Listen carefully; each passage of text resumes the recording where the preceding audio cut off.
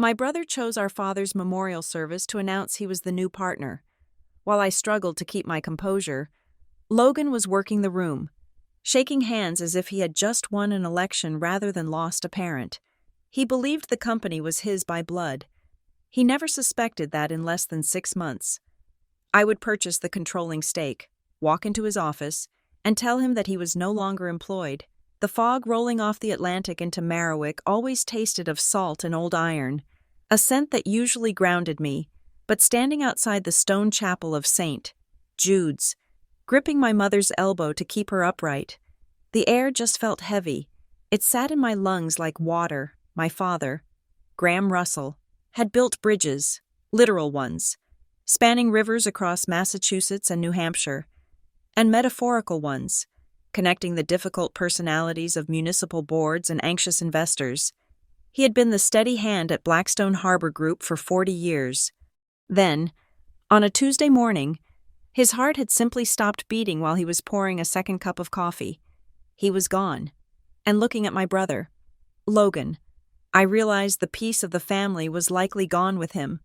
Logan stood near the hearse, the collar of his black suit coat turned up against the drizzle. He was not comforting our aunt or speaking quietly with the neighbors who had known Dad since high school. He was holding court. I watched him clasp the hand of Darren Vale, a longtime board member. Logan leaned in, his face arranged in a mask of solemn determination that I recognized from his sales pitches.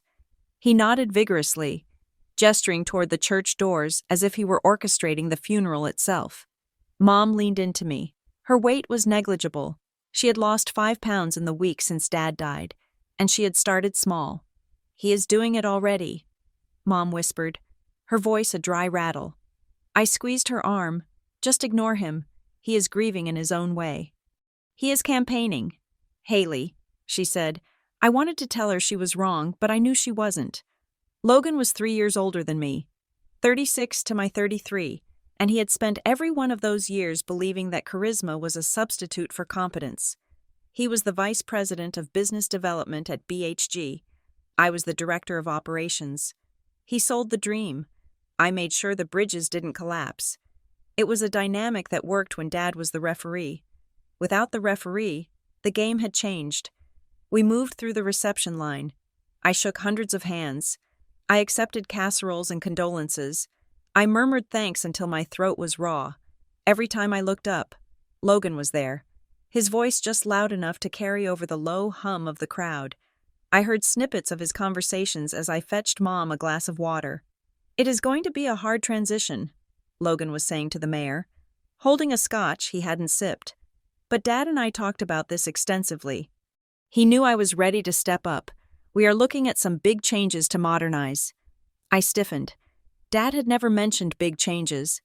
Dad believed in slow growth, low debt, and keeping people employed. Later, as the crowd thinned, Logan sidled up to me. He looked polished, energized by the attention. "You are holding up well." "Hales," he said, using the nickname I hadn't liked since I was 12. I looked at him. "Mom is barely sleeping." "Logan, maybe tone down the networking? This is a funeral, not a chamber of commerce mixer." He sighed, giving me a look of practiced pity. "You always focus on the small picture. Dad is gone. The wolves come out when they smell weakness. I am showing them strength. I am showing them the firm is in good hands. I didn't have the energy to fight him. I just wanted to get Mom home, make sure she took her medication, and stare at the wall until my brain stopped buzzing. I didn't know it then, but the wolves were already inside the house. Returning to the office 3 days later felt like walking into a room where someone had rearranged the furniture in the dark. Blackstone Harbor Group occupied a renovated brick mill building on the edge of the harbor. Usually, the hum of the open-plan office was a rhythm I could conduct. Phones ringing, the plotter printing schematics, the low murmur of engineers debating load-bearing tolerances. Today, the rhythm was off. I sat at my desk, staring at a stack of condolence cards from vendors.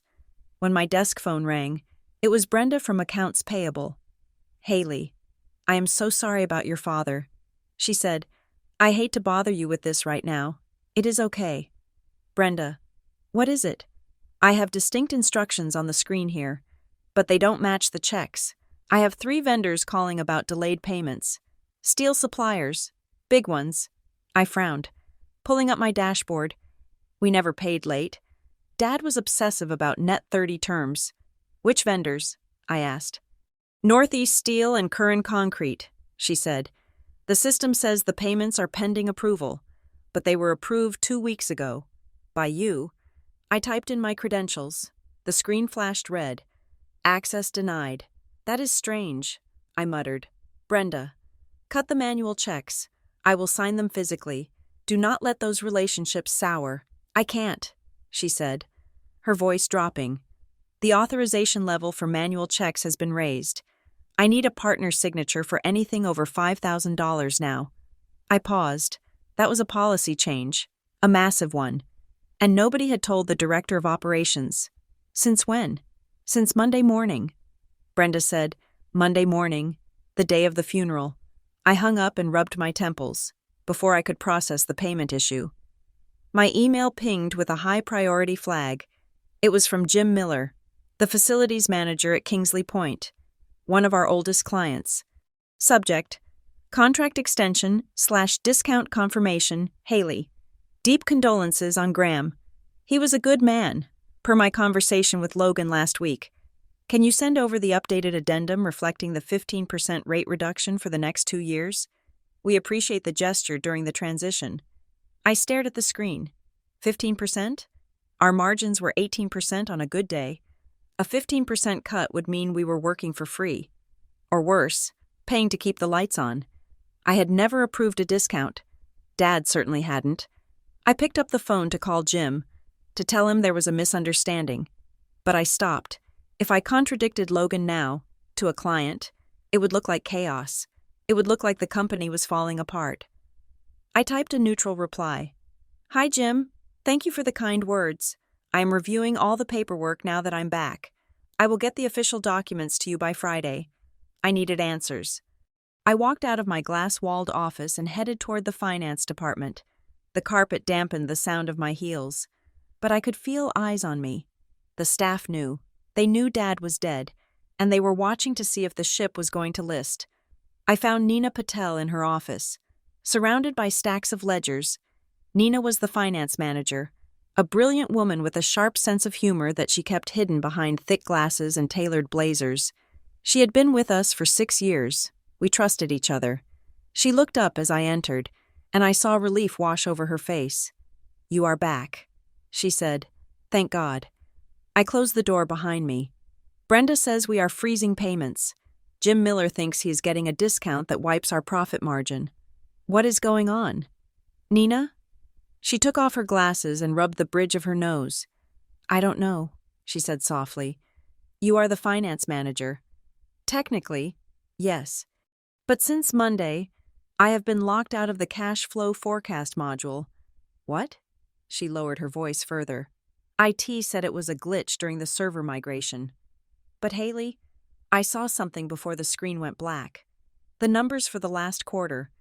They looked different. Different how? I asked, pulling a chair close to her desk. Smoother, she said. The peaks and valleys of the cash flow were flattened out. The project overruns on the harbor expansion? Gone. Recategorized as capital improvements. It makes our EBITDA look 20% higher than it actually is. That is fraud, I said, the word tasting like copper in my mouth, or at least, highly creative accounting. It is what you do if you are trying to get a loan. Nina said, or sell the company. I sat back.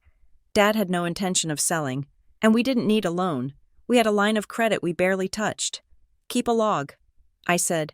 Every time you get locked out, every number that changes, write it down. Do not put it in an email. She nodded, looking terrified.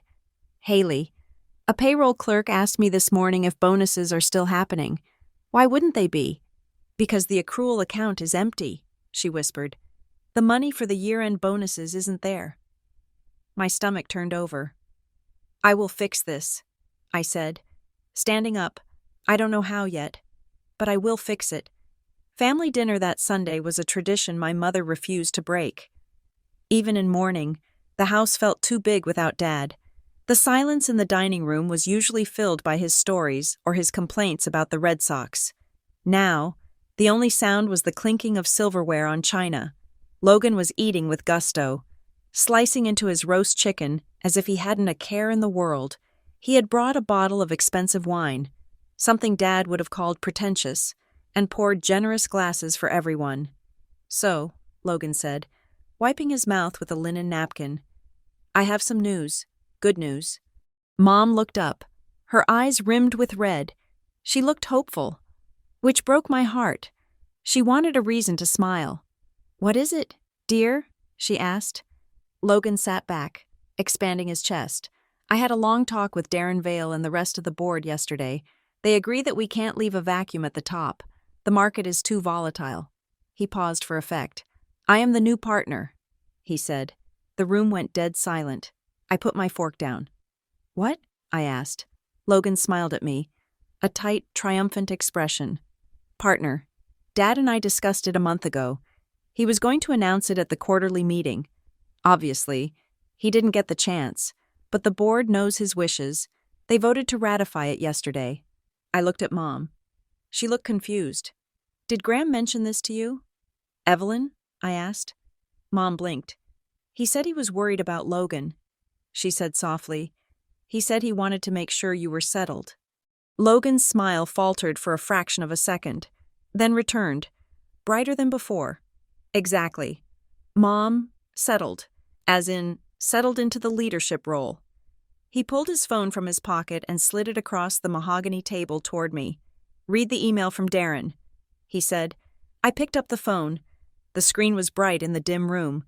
From Darren Vale to Logan Russell. Subject: ratification. Logan.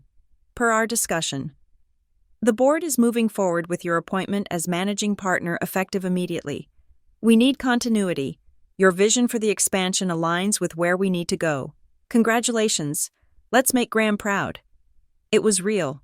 Or at least, the email was real. "You are the Director of Business Development," I said, keeping my voice steady. "You don't have an engineering license. You don't know how to run operations. I know how to run a business." "Haley," Logan snapped, the charm evaporating. "I bring in the work. You just color in the lines I draw. That is how it works. That is how it has always worked." He looked at Mom. "This means security. Mom, it means the family stays in control. You don't have to worry about a thing. I'm going to take care of everything." Mom nodded, her hands trembling as she reached for her water glass. "That is good. Logan, that is good." I looked at my brother. I saw the glint of victory in his eyes. He didn't just want the title. He wanted the vindication. He wanted to prove that he was the son Dad had wanted, even if Dad was no longer there to dispute it. I slid the phone back to him. "Congratulations. Logan," I said. He didn't hear the ice in my voice. Or maybe he just didn't care. The next morning, I requested a meeting with Marianne Holt. Our CEO, Marianne, had been with BHG for 10 years. She was a brilliant structural engineer who hated conflict. Dad had hired her because she was meticulous, but he had always handled the rough and tumble side of the business himself. When I walked into her office, she looked like she hadn't slept in a week. Her gray bob was slightly disheveled, and there were coffee rings on the papers scattered across her desk. "Haley," she said, not meeting my eyes. "Please, sit down." I sat. "Logan says he is a partner." I said. Marianne flinched. She picked up a pen and started clicking it. Click, click, click. The board felt it was necessary. She said to the window, "To show stability." "Since when does the board vote on partnership without a shareholder meeting?" I asked. Dad owned 60% of the stock. That stock is currently in his estate. Who voted his shares? Marianne stopped clicking the pen. She looked at me then, and I saw genuine fear in her eyes. It is a complicated time. "Haley, Darren Vale. He has been very persuasive. He believes Logan is the face we need right now. And what do you believe, Marianne?" She looked down at her hands. "I believe we are in a very precarious position. The market is shifting. We have exposure. Exposure? I asked. We have cash reserves. We have no debt. Marianne didn't answer. She just looked sad. The board wants unity. Haley, she said softly, that is the word of the day. Unity. If we fight internally, the clients will leave. The banks will get nervous. She leaned forward, her voice dropping to a whisper. Please, just go with it. For now, do your job. You are the best operations director we have ever had. Just keep the trains running. Let Logan play the part. She wasn't commanding me. She was begging me. I stood up. I will do my job. Marianne. But if Logan crashes this train, I am not going down with the wreckage. That night, I went to my parents' house. Mom was asleep upstairs, sedated by the pills her doctor had prescribed. The house was quiet. I went into Dad's home office. It still smelled like his pipe tobacco and old paper. I sat in his leather chair, the leather creaking under me. It felt like a violation, but I needed to feel him there. I started sorting through the piles of paper on his desk. Medical bills, life insurance policies, sympathy cards. It was all mundane. Then I remembered a habit he had when we were kids, and he bought us Christmas presents. He would hide the receipt for the big gift taped under the edge of his desk. He thought he was being clever. I reached under the heavy oak lip of the desk. My fingers brushed against something cool and metal. I peeled back a strip of duct tape. A small brass key fell into my palm. I looked at the desk drawers. The top right one was locked. It had been locked for years. Dad always said it was where he kept the boring stuff. I inserted the key. The lock turned with a satisfying click. Inside, there were no neat files, just a chaotic jumble of legal pads and loose notebook paper. Dad's handwriting was a scrawl, difficult to decipher. I pulled out a yellow legal pad. The top page was dated 2 weeks before he died. Vale pushing for bridge cap again. He had written, "Rates are predatory. Why is he so insistent? Need to check his conflicts." I flipped the page. Logan meeting with Arbor Vane. Saw the calendar invite. He denied it, said it was a lunch date. I felt a chill run down my spine. Bridge cap, Arbor Vane. These weren't names I knew. I dug deeper. At the bottom of the drawer, I found a cocktail napkin. On it, in Dad's heavy block printing, was a single sentence. If anything happens, protect the people first. It wasn't a legal document. It was a command. I took a picture of the notes with my phone, then locked the drawer and taped the key back in place. I wasn't ready to show my hand yet. The reading of the will took place on a Thursday at the offices of Pike Soloway. The conference room was vast, with a view of the harbor that looked gray and angry under the rain. Mom sat between Logan and me. She was trembling. Logan was checking his watch every 30 seconds. The attorney, Mr. Pike, went through the standard assets, the house to Mom, the life insurance to Mom, the antique car to Logan, the cabin in Maine to me. Then we got to the company, the shares of Blackstone Harbor Group, representing a 60% controlling interest. Mr. Pike read, "Are not bequeathed directly to any individual." Logan's head snapped up. "Excuse me?" he said. "Mr. Pike peered over his reading glasses. Instead, "Mr. Pike continued, "They are to be placed into the Graham Russell Family Trust." He gestured to a man sitting in the corner of the room. A man I hadn't noticed until now. He was wearing a gray suit that looked expensive and boring. "This is Mr. Aris Thorne, representing North Pine Trust Fiduciary. North Pine has been appointed as the corporate trustee." Logan laughed. It was a harsh, barking sound. "Okay, so it is a trust. That is just a tax thing, right? I am the beneficiary, or Mom is. It doesn't matter. I am running the company, so I vote the shares, Mr." Thorne spoke then. His voice was dry, like rustling leaves. "Not exactly. Mr. Russell, the trust instrument is quite specific. The transfer of voting rights to any family member is conditional." "Conditional on what?" Logan demanded. "Mr." Thorne opened a folder in front of him. "Professional conduct, company stability, and the adherence to certain ethical baselines established by your father. Until the trustee is satisfied that these conditions are met, North Pine retains the voting rights." The room went silent. Logan stood up. That is ridiculous. Dad wouldn't do that. He told me I was the partner. Mr. Pike held up a document. He signed this 3 weeks ago. Logan? It is ironclad. Logan looked at the document, then at me. His face was red. You knew about this, didn't you? He accused. You got him to sign this while I was in Chicago. I didn't know, I said calmly. But it sounds like Dad wanted to make sure the company survived him.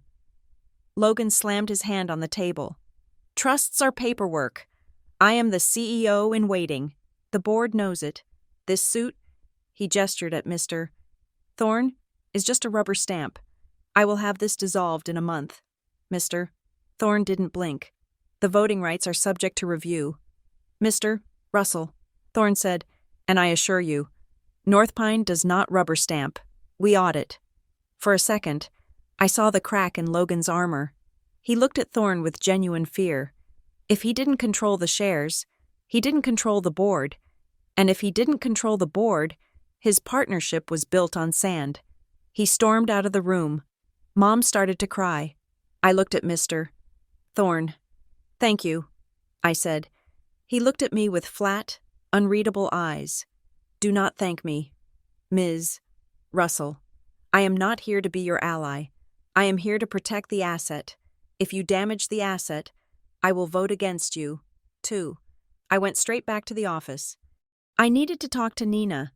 I found her in the break room, staring at the coffee machine. We need to talk, I said. She nodded and followed me to the parking lot. It was the only place I felt safe. We stood by my car, the wind whipping our hair across our faces. The will puts the shares in a trust. I told her, Logan doesn't control them yet. Nina let out a long breath. That buys us time, she said. Not much. I said, he is going to try to break the trust or pressure Mom. We need to find out what is going on with the money. Nina looked around to make sure we were alone. I found another report, she said. I had to go into the archives and restore a deleted backup to find it. And the shadow reports, the ones showing the fake numbers? They are being sent to an external server. I traced the IP address. Where does it go? It is a secure portal, Nina said, but the domain is registered to a company called Bridgecap Partners. Bridgecap, the name from Dad's notes. Who are they? I asked. I looked them up. Nina said, they are a private credit firm. They specialize in distressed debt financing. Distressed debt? I asked. But we aren't distressed. We are if you look at the real numbers and then add the spending Logan is doing, Nina said. Or, we are if someone is planning to load us up with debt we can't pay back. My phone buzzed in my pocket. I pulled it out. It was a text message from a number I didn't recognize. Area code 617. Boston. I looked at the screen, and the blood drained from my face. If you want to know what your brother really signed, check the vendor file named HOLT_7 before it disappears. I showed the screen to Nina. HOLT_7? She asked. Holt? As in Marianne Holt? I don't know, I said, but we are going back inside, and we are going to find that file. I looked up at the gray building of Blackstone Harbor Group. It looked the same as it always had. Sturdy, brick, permanent, but looking at it now, I realized it was a facade. Inside, the foundation was being eaten away, dollar by dollar, lie by lie, and my brother was holding the spoon. Let's go, I said. We walked back toward the glass doors. The war had begun. The fluorescent lights of the Blackstone Harbor Group office always hummed with a specific frequency, a low-level buzz that I usually associated with productivity, but at 6 a.m, with the bullpen empty and the windows dark against the Marowak fog. The sound felt like a warning. I had barely slept. The text message from the night before, check the vendor file named HOLT_7 before it disappears, had been looping in my mind like a bad song. I sat at my desk, my hands hovering over the keyboard, waiting for Nina. She arrived 10 minutes later, clutching a travel mug and looking as tired as I felt. She didn't say hello.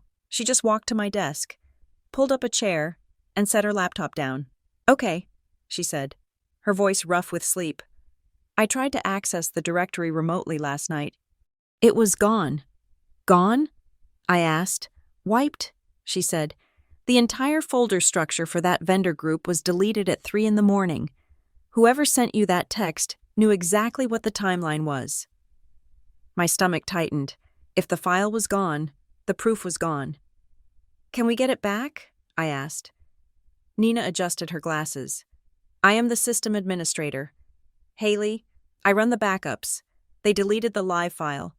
But they forgot that the server creates a shadow copy every night at midnight. It is lazy IT work, or arrogant work. She typed furiously for a moment.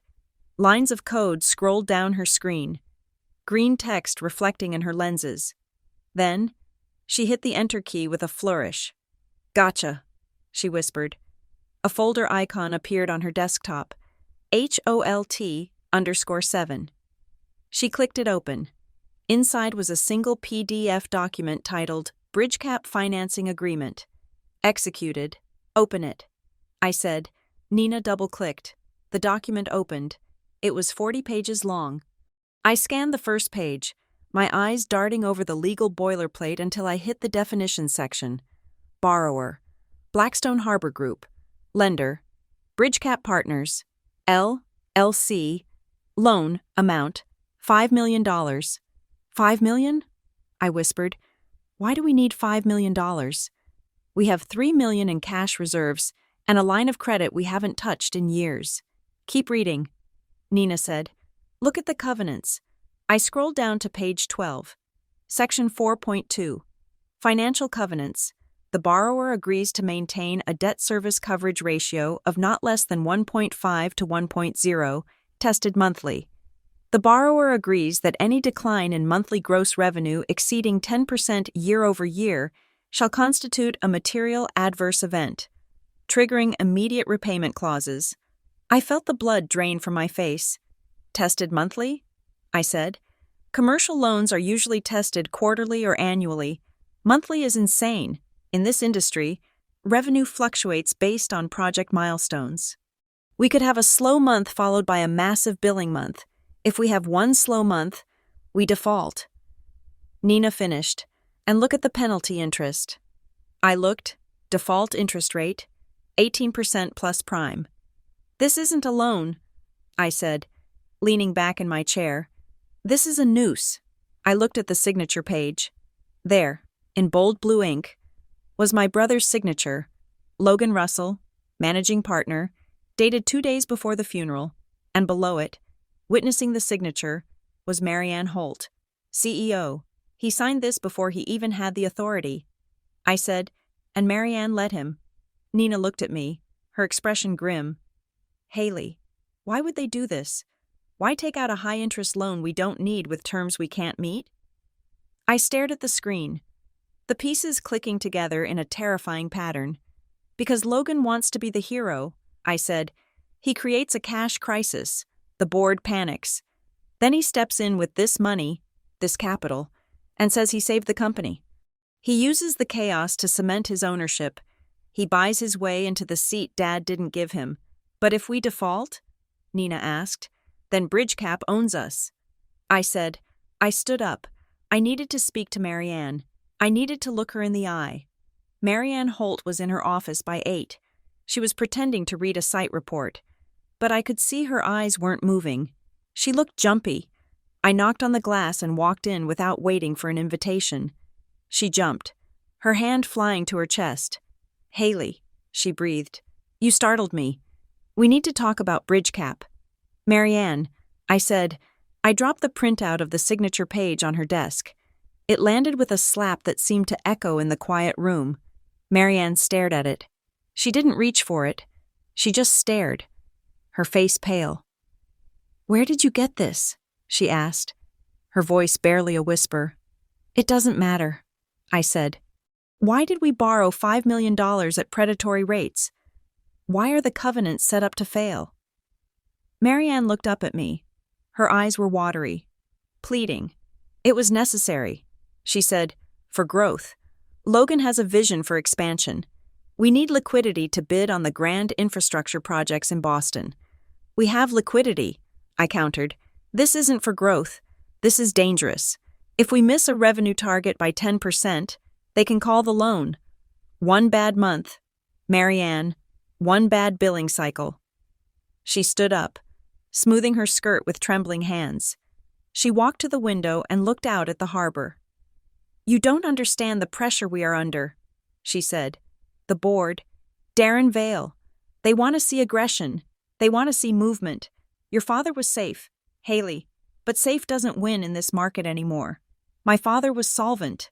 I said, this is reckless. Did you read the default terms? She turned around, and suddenly, her demeanor changed. The fear was replaced by a brittle, defensive mask. She tilted her head, looking at me with a pity that felt rehearsed. Haley, she said softly, are you sure you are ready to be back at work? I blinked. What? You seem intense, she said. Paranoid. You are grieving. Honey, it is completely understandable. Losing a father is a trauma. Maybe you are seeing shadows because you are looking for something to fight. I felt a flash of white-hot anger, but I forced it down. She was gaslighting me. She was trying to frame my competence as hysteria. I am not emotional. Marianne, I said, my voice steady. I am literate. I read the contract. Marianne sighed, as if dealing with a difficult child. It is a standard bridge loan. Logan handled the negotiations. He has the board's full confidence. And frankly, your tone right now is bordering on insubordination. Insubordination? I laughed. A sharp, humorless sound. I own a portion of this company. Marianne. Not yet, she said. The trust owns it. And until the trust says otherwise, I am the CEO, and Logan is the managing partner. She walked back to her desk and sat down, dismissing me. Take the day off. Haley, go visit your mother. You look tired. I walked out of her office, my hands shaking, not from grief, from rage. The board update meeting was scheduled for 2 days later. Usually, these meetings were formalities. Dad presenting charts, everyone nodding. Sandwiches at noon. This time, the atmosphere in the conference room was electric. Logan sat at the head of the table, in Dad's chair. He looked comfortable there, too comfortable. Darren Vale sat to his right, a man with a smile that showed too many teeth.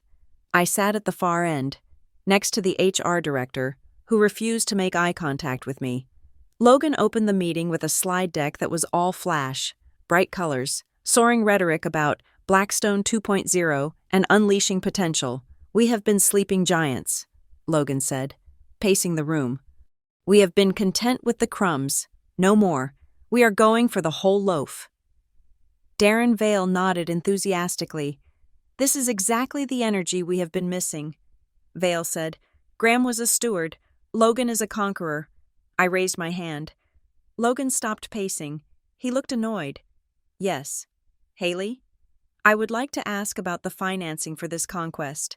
I said, specifically the $5 million facility from BridgeCap. The room went quiet. Logan's smile didn't waver. Capital injection. He said, fuel for the engine. I have reviewed the terms. I said, keeping my eyes on the other board members. 2 older men who had been friends with Dad. The covenants are incredibly tight. A monthly test on revenue? If we have a single delayed payment from a client, we could default. Why would we agree to that? Darren Vale cut in before Logan could answer. Haley, we are past the weeds here, he said, his voice dripping with condescension. We are talking about strategy. The financing details are operational. We trust the leadership to handle the plumbing. It is not plumbing, I said, my voice rising slightly. It is a trap. If we trigger a default, the interest rate jumps to 18%. That destroys our bottom line. Logan walked down the length of the table and stood over me. He put a hand on my shoulder. It felt heavy. Haley, he said, his voice dropping to that soft, brotherly register that everyone else thought was sweet. I know you are risk-averse. Dad raised you to be cautious. But you have to trust the big boys to handle the big money. You worry about the schedule. Let me worry about the bank. A few people chuckled. It was a humiliating sound. I looked at the faces around the table. They weren't listening to me. They were charmed by him. They saw a young, energetic leader. They saw me as the nagging little sister. I didn't say another word for the rest of the meeting. Afterward, Logan cornered me in the hallway near the water cooler. The charm was gone, replaced by a cold, flat look. "Don't do that again," he said. "Do what? Ask questions? Undermine me.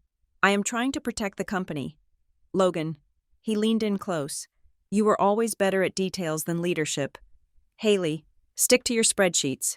If you try to play politics with me, you will lose, and you will embarrass yourself." He walked away, whistling. I needed a weapon. I realized that arguing facts wasn't going to work because this wasn't about facts. It was about power. I called the number on the business card. Mr. Thorne, the trustee, had given me. He had suggested I might want independent counsel. I met Sloan Mercer at a coffee shop 3 towns over, in a booth in the back. Sloan was a woman in her 40s with sharp features and hair cut in a severe, stylish angle. She didn't order coffee. She ordered hot water with lemon. I told her everything. The text message, the bridge cap file, the gaslighting from Mary Ann, the meeting. Sloan listened without interrupting. When I finished, she took a sip of her water. "Your father was a smart man," she said. "How so?" I asked. "He knew your brother was a liability." She said, "That is why he built the trust the way he did. It is a break." "A break? Most trusts are designed to just transfer wealth. This one is designed to withhold it. The voting rights, the actual power to control the board, are held by North Pine until they are satisfied that the company is stable. But Logan is acting like he already has the power." I said, "He is bluffing." Sloan said, "He is trying to create a fait accompli. He wants to entangle the company so deeply that the trust has no choice but to back him to avoid a collapse." "So what do I do?" I asked. "If I fight him openly, he will say I am damaging the company. He will say I am the unstable one." "Exactly." Sloan said, "You cannot be the complainant. You cannot be the sister having a tantrum. If you start a family war, the clients will flee, and the company value drops to 0. That helps no one." She leaned forward. "You need to stop thinking like an employee, Haley, and stop thinking like a sister. You need to think like an acquirer." "An acquirer? If the company is being steered into a debt trap, the only way to save it is to buy it out, cleanly. You need to present a plan to the trust that shows you can retire the debt, stabilize the leadership, and protect the employees. You need to become the buyer." "But I don't have the money," I said. Sloan smiled. A thin, razor-sharp expression. "Money is the easy part. Control is the hard part. If you have the control, the money will follow. But you need documentation. You need proof that the current leadership is breaching their fiduciary duty, not just bad decisions, fraud." I thought about the shadow reports Nina had found. "I think I can get that." I said, "Good," Sloan said. "But be careful. If they catch you building a case, they will fire you. And then you are just an outsider looking in." The next step was to understand the bomb they had planted. I went to see Mason Reed at Seastone Federal. Mason was an old-school banker, the kind who wore suspenders and kept a jar of lollipops on his desk. He had handled BHG's accounts for 20 years. He looked uncomfortable when I walked in. "Haley," he said, "I didn't think I would see you." "Why is that?" "Mason?" I asked, sitting down. "Well, Logan moved the primary operating accounts last week to a larger institution in Boston. I didn't know that. Another blow. I am not here about the accounts." "Mason," I said, "I need you to explain debt covenants to me, specifically. What happens if a company breaches a coverage ratio on a private credit loan?" Mason grimaced. He took off his glasses and polished them on his tie. "It is called a technical default," he said. "And what does that mean?" "It means the lender can accelerate the debt. They can demand full repayment immediately. If the company can't pay, and usually they can't, because they are in a cash crunch, the lender can force a restructuring, Which means? Which means the lender takes equity, Mason said. They swap the debt for stock. It is a classic loan-to-own strategy. Predatory firms do it all the time. They lend to a company, wait for a slip-up, and then steal the company for pennies on the dollar. I felt a cold knot in my stomach. So if BHG misses a target, BridgeCap could take control? Mason nodded. Within 30 days, it is a controlled collapse. Thank you. Mason, I said. I walked out into the sunlight, but I felt like I was underwater. It wasn't just incompetence, it was a heist. Logan wasn't just the partner, he was the Trojan horse. I went back to the office and found Nina. We met in the ladies' room, the only place we were sure wasn't bugged. She was washing her hands, scrubbing them as if she could wash off the grime of what she was seeing. I found something else, she said, her voice echoing off the tiles. Tell me, you know the harbor expansion project? The one that is 6 months behind schedule? Yes, it is bleeding money. Not according to the books, Nina said. Someone went into the project accounting module and changed the cost codes. They moved $300,000 of labor costs from project expense to capital investment. I stared at her. That is illegal. Nina, that is capitalizing expenses. It inflates the profit artificially. Exactly, she said. It makes the short-term numbers look amazing. We look more profitable than we have ever been. But it is fake. It is like painting over water damage. The rot is still there. Why would they do that? I asked. To pass the first month's covenant test, Nina said. They need the revenue to look high enough to satisfy BridgeCap. They are cooking the books to keep the loan alive long enough to, well, I don't know what the endgame is. I knew the endgame. The endgame was to get Logan the voting rights. Once he had the rights, they could stop the charade, let the company crash, and then restructure with BridgeCap in charge. Document it, I said. Screenshots, logs, everything. That evening, I drove to my mother's house. I needed to check on her. The stress of the funeral and the family tension was taking a toll. When I walked in, I found Logan's car in the driveway. I entered quietly. I could hear voices in the living room. Just sign here, Mom, Logan was saying. His voice was tight, urgent. It is just routine. Mr.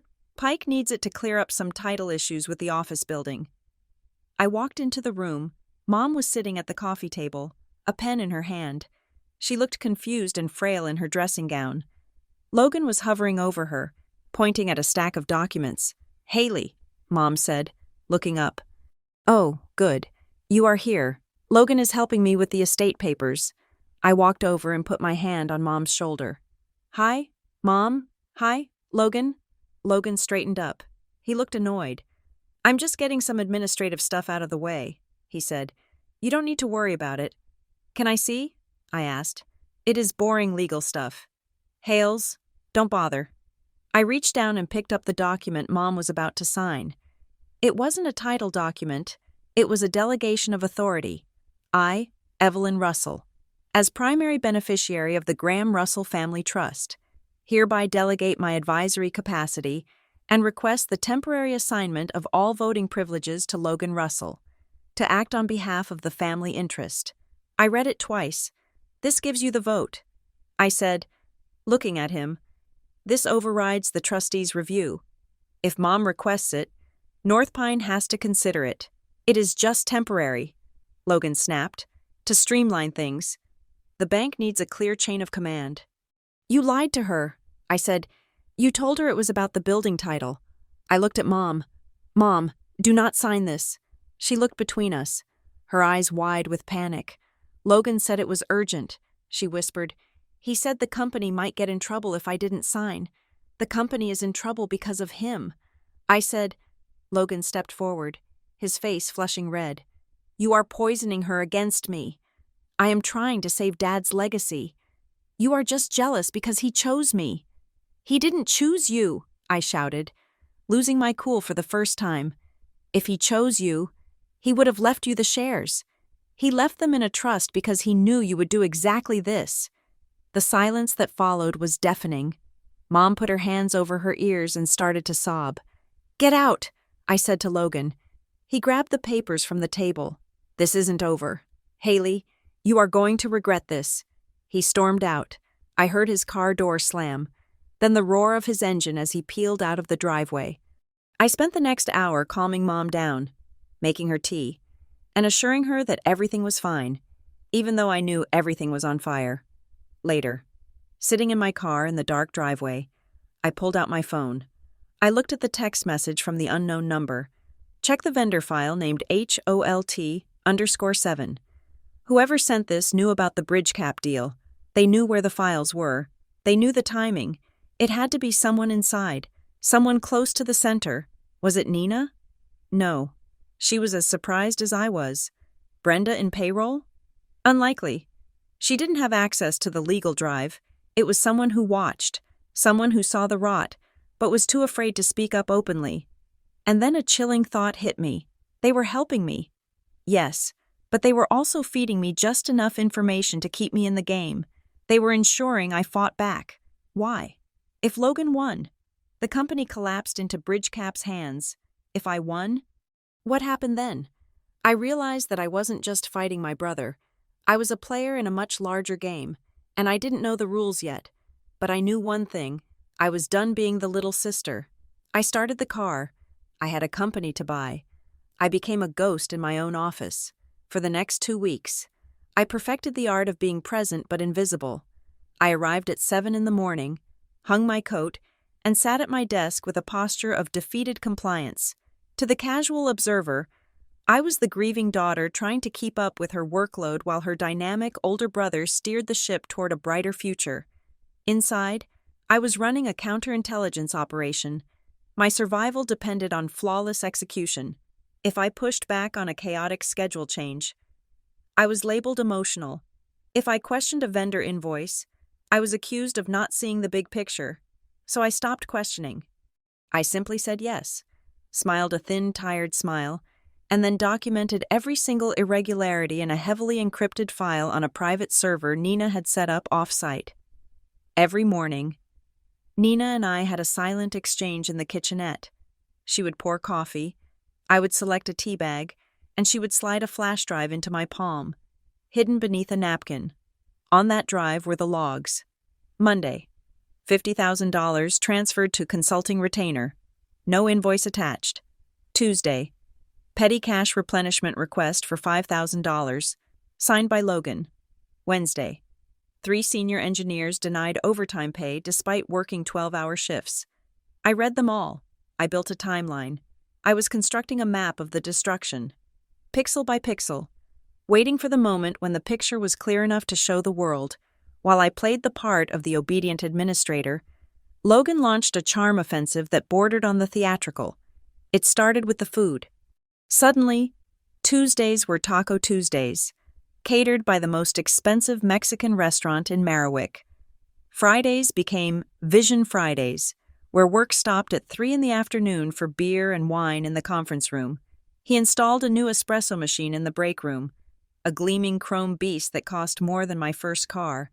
He walked the floor, slapping backs, asking about kids' soccer games, and memorizing names he had ignored for a decade. It was performative, but it was effective. I saw the younger engineers looking at him with admiration. They saw a leader who cared, a modern man replacing the austere quiet of my father's era. But the older staff, the ones who had been with Graham Russell since the days when the office was a trailer on a construction site, they looked uneasy. They ate the tacos, but they didn't laugh at his jokes. They knew that free lunches were usually a distraction from something else. Then came the town hall meeting. Logan stood on a makeshift stage in the warehouse, a microphone in his hand. His sleeves rolled up to the elbows to show he was ready to work. Behind him, a projector displayed a new logo. It was the BHG anchor, but stylized, sharper, aggressive. Below it was the new slogan, Legacy Reimagined. My father didn't build a museum.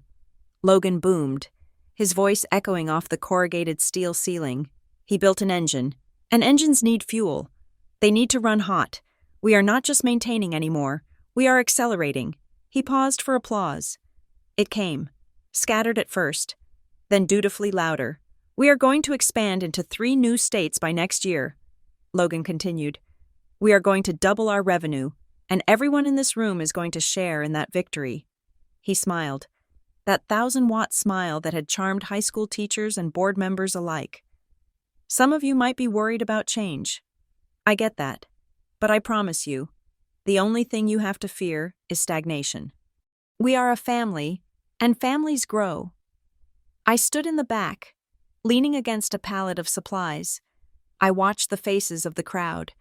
Brenda from payroll looked terrified. She knew the bank accounts were bleeding. Caleb Wynn, our senior project manager, looked skeptical. He had his arms crossed, his gaze fixed on the floor. And Marianne Holt stood in the front row, clapping with a manic intensity, her eyes wide and unblinking. She looked like a hostage being forced to record a proof-of-life video. Logan caught my eye from the stage.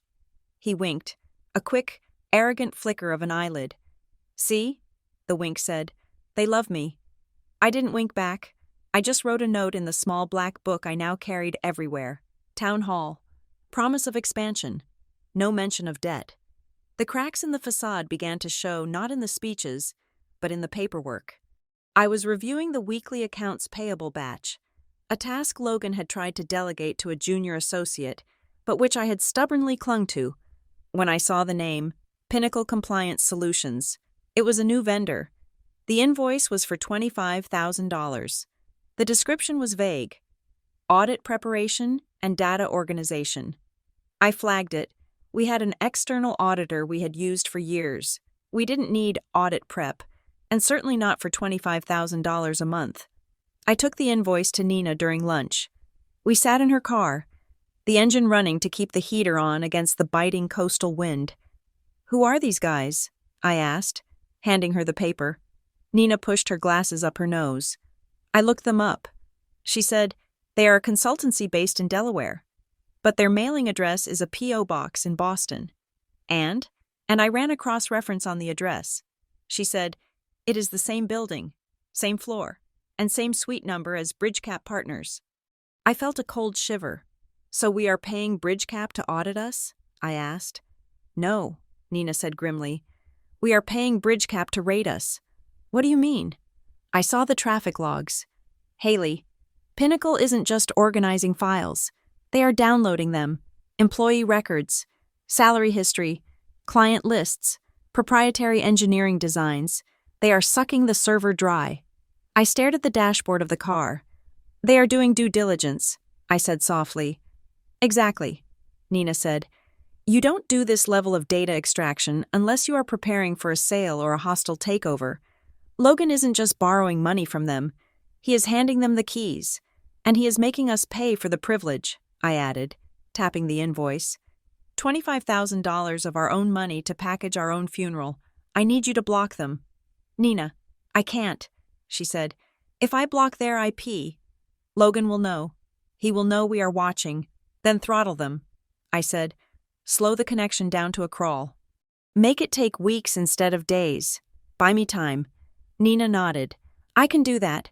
I can make it look like a bandwidth issue. Do it. The next day, I found Caleb Wynn smoking a cigarette by the loading dock. Caleb had been my father's first hire. He was a man of few words, made of leather and gristle, who knew more about structural integrity than any computer program. He didn't turn when I walked up. He just exhaled a plume of smoke into the gray air. Your brother is in a hurry, Caleb said. He has a lot of energy, I replied, keeping my voice neutral. Energy is fine, Caleb said. Speed is dangerous. You pour concrete too fast. It cracks. You know that. I do. He dropped the cigarette and crushed it under his boot. He turned to look at me. His eyes were crinkled at the corners, weary. I was at the Oarsman last night, he said. The steakhouse over in Kingsley. Celebrating? I asked. No, eating alone. But I saw them. Saw who? Logan? Darren Vale? And 3 suits I didn't recognize. Slick guys, not construction guys, money guys. I waited. They were in the private room in the back, Caleb said, but the door was open. They were toasting, loudly. Did you hear anything? I heard the name Arborvane, he said. And I heard Vale say, "Once the old guard is flushed out, the real value unlocks." I felt a sharp pain in my chest. The old guard meant people like Caleb, people like Mom, people like me. "Did Logan say anything?"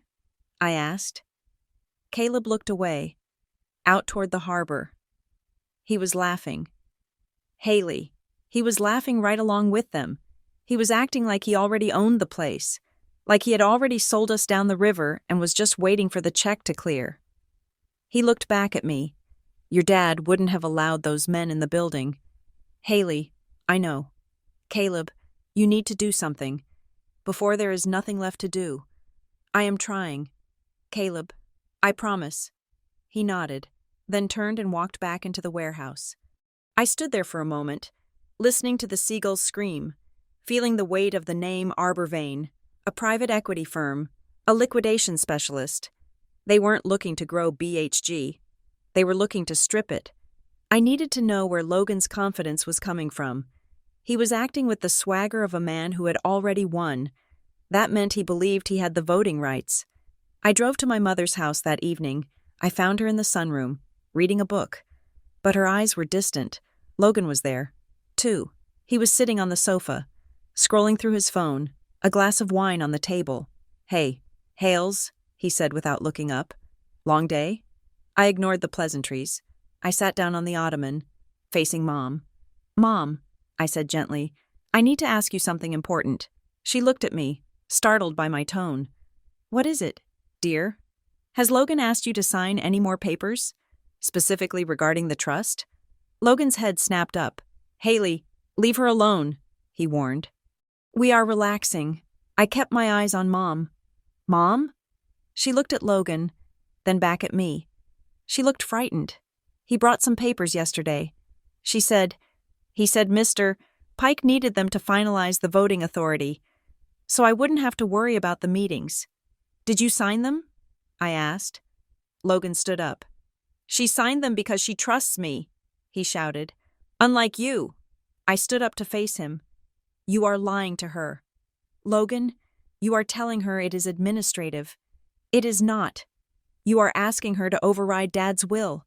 It is what Dad wanted," Logan yelled, his face flushing a deep, ugly red. "He wanted me to lead. He got confused at the end. The lawyers got in his ear. I am fixing his mistake. You think you are smarter than everyone, don't you?" He spat. "You think because you read the fine print, you know better than the people actually making the deals. You are just a glorified secretary." "Haley." The room went silent. The insult hung in the air, gross and heavy. Mom gasped. "Logan!" Logan blinked. The red faded from his face, replaced by a look of sudden, panicked realization. He had gone too far. The mask had slipped. He took a breath, and I watched him physically reassemble his persona. His shoulders dropped. His face softened. He reached out a hand. "I am sorry," he said, his voice dropping to a whisper. "I am so sorry." "Hales," that was the stress talking. "I didn't mean that. I'm just under so much pressure to make this work for us, for the family." It was a performance, a terrifyingly good one. I looked at him, and I saw two people: the frightened, inadequate boy who needed to destroy everything to feel powerful, and the polished executive who could sell ice to a drowning man. "I forgive you." "Logan," I said, lying through my teeth. I turned to Mom. "Mom, don't sign anything else unless I see it first. Please." She nodded, tears in her eyes. "I won't," she whispered. I walked out. I didn't need to hear his apology again. I knew what he was. The next morning, I called Sloan Mercer. "We need to know if the signature worked." I said, "We need to know if North Pine accepted the delegation of authority. I will make the call." Sloan said, She called me back an hour later. I took the call in the server room, the only place where the hum of the cooling fans drowned out any eavesdroppers. "You can breathe," Sloan said. "North Pine rejected it." "They did?" "Yes." Mr. Thorne flagged it immediately.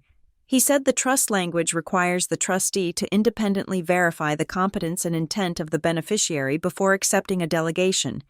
He called your mother's doctor. Her doctor? To check if she was under duress or medically compromised. The doctor confirmed she's on heavy anti-anxiety medication and sleeping aids.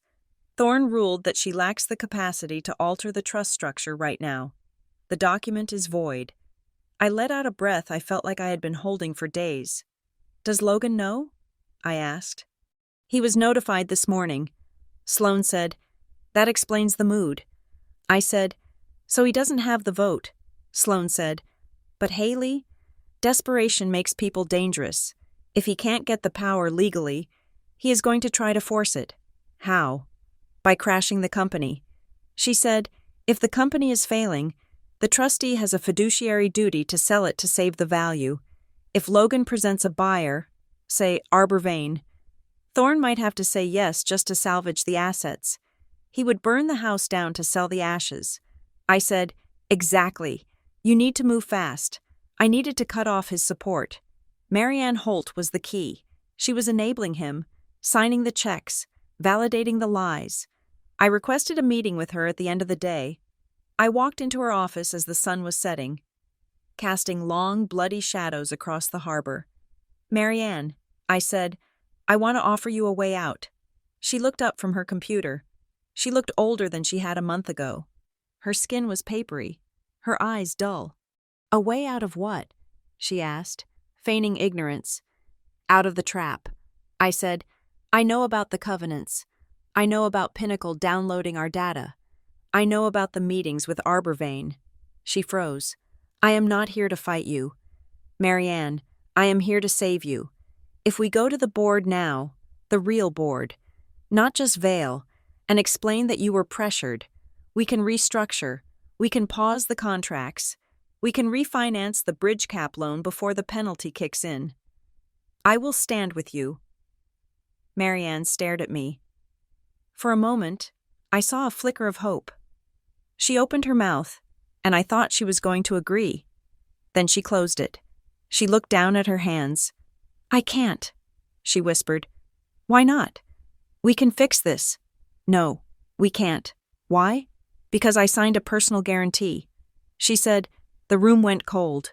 You what? Darren Vale told me it was standard. He said the lender needed skin in the game from the CEO. He said if I didn't sign it, they would pull the funding and the company would collapse on my watch. He said I would be responsible for 300 families losing their jobs. She looked up, and a tear tracked through her makeup. I guaranteed 20% of the bridge cap loan. Haley, $1 million. If we default, or if I try to stop it, they take my house, they take my retirement, they take everything.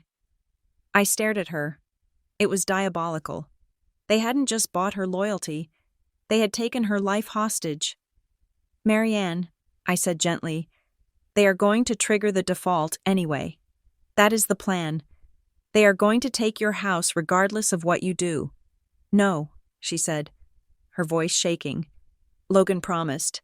He said if I help them navigate the transition to Arbor Vane, they will release the guarantee. He promised. I looked at this woman, this brilliant engineer who had been reduced to a frightened accomplice. She was trapped in a cage built of fear, and Logan held the key. She wouldn't help me. She couldn't. I understand, I said quietly. I stood up and walked to the door. Haley, she called out. I turned. Don't fight them, she whispered. You can't win. They have too much money. I didn't answer. I just walked out. I realized then that I couldn't save the leadership. The rot was too deep. I couldn't convince them to stop. I had to remove them. I went straight to Nina's office. We are shifting gears. I said, what do you mean? I am not trying to stop the sale anymore. I said, I am going to buy the company. Nina dropped her pen. With what money? You have a cabin in Maine and a Toyota. I will find the money, I said. But first, I need to know their timeline. When are they planning to pull the trigger? Nina turned to her computer.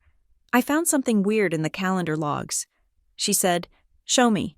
She pulled up a screen. Darren Vale is careful, she said. He encrypts his schedule. But his executive assistant is sloppy. She marked an appointment as private on his calendar, but she didn't hide the location or the guest list on the room booking system. She pointed to an entry for next Tuesday. Event: board consent signing. Time: 7:30 in the morning. Location: Vale's office. Guests: Logan Russell, Darren Vale, Kirk Dallin, Arborvane. 7:30. I said, before the office opens, before I get here. Kirk Dallin. Nina said, reading from a second window. Managing partner at Arborvane Capital, specialist in distressed asset acquisition and restructuring. They are going to sign a deal to sell a controlling interest to Arborvane, I said, or at least, an option to buy. They are going to bypass the trust by claiming emergency financial necessity. Next Tuesday. Nina said, that is 4 days away. I looked at the screen. 4 days. I need a clean team. Nina, a what? A clean team. People who aren't compromised. You, Sloan, Mason Reed at the bank. And I need a valuation. I said, a real one. Not the inflated one Logan is selling, and not the distressed one Arborvane is hoping for. I need to know what this company is actually worth to the people who work here. Nina nodded slowly. I can get you the raw data, she said. The real profitability, the project margins without the creative accounting. Do it tonight, I said. I walked to the window of her office. The parking lot was empty, save for my car and the security guard's truck. I realized then that the currency of this war wasn't cash. Logan had cash. Arborvane had cash. The currency was control. Control of the debt. Control of the trust. Control of the narrative. If I could control the debt, I could block Arborvane. If I could control the trust, I could fire Logan. I didn't have the money yet, but I had the truth, and in 4 days, I was going to use it to buy a company. I pulled out my phone and texted Sloan. We are going for it. Prepare the acquisition vehicle. I need a name. She texted back a minute later. Russell Harbor Holdings? I smiled. It was perfect. Let's get to work. We gathered in the conference room of Sloan Mercer's law firm on a Saturday morning. It was a space of mahogany and silence, far removed from the corrosive atmosphere of Blackstone Harbor Group. The blinds were drawn against the bright Marrowick sunlight, creating a bunker-like feeling that suited our purpose perfectly. This was my clean team. Sloan sat at the head of the table, her legal pads arranged with military precision. Mason Reed, the banker from Seastone Federal, looked out of place in a polo shirt, nervously stirring his coffee. Nina Patel was plugged into the projector, her face illuminated by the blue light of spreadsheets, and sitting across from me was Elias Reed, no relation to Mason, from Reed Loma Advisory, a valuation firm known for discretion. We have the numbers, Elias said, sliding a thick bound document across the table. And they tell a very specific story. I opened the report. Blackstone Harbor Group, Independent Valuation Analysis. Give me the headline. Elias, I said, the headline is that your brother and his friends are trying to buy a Ferrari for the price of a Ford. Elias said, they are valuing the company based on a distressed EBITDA, factoring in the inflated vendor costs and the hidden debt covenants. They are pegging the value at $12 million. And the real value? I asked.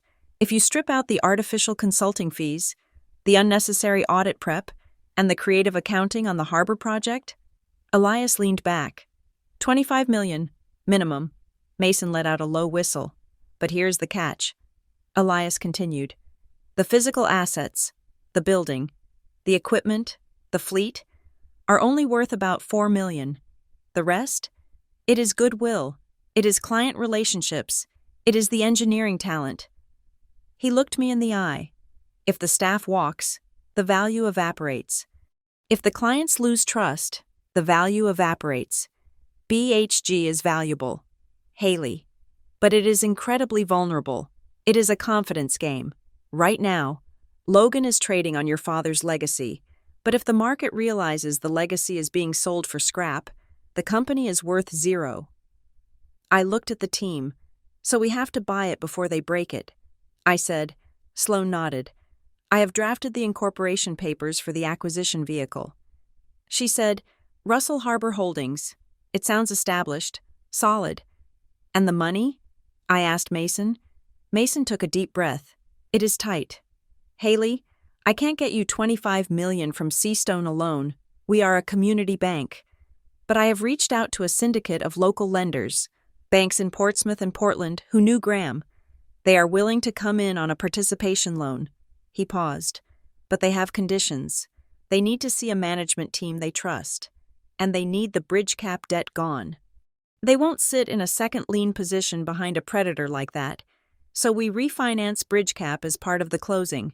I said, yes, Mason said, but the interest rate on the new facility will be higher than you are used to. Not predatory, but expensive. You will be running lean for 2 years. No dividends, no bonuses for leadership. I don't care about bonuses. I said, I care about the people. I turned to Nina. Can we afford the employee protections? Nina clicked a slide. If we cut the Pinnacle contract, the bridge cap interest, and Logan's new marketing budget, we save $200,000 a month. She said, that funds a retention pool. We can guarantee no layoffs for 18 months. We can publish transparent compensation bands so people know they aren't being cheated. It is a good plan. Sloan said, it is moral. It is sustainable. But it relies on one thing, the trust. I said, North Pine has to sell to us. Sloan said, and they have to do it before Arbor Vane forces a deal. Monday morning felt different.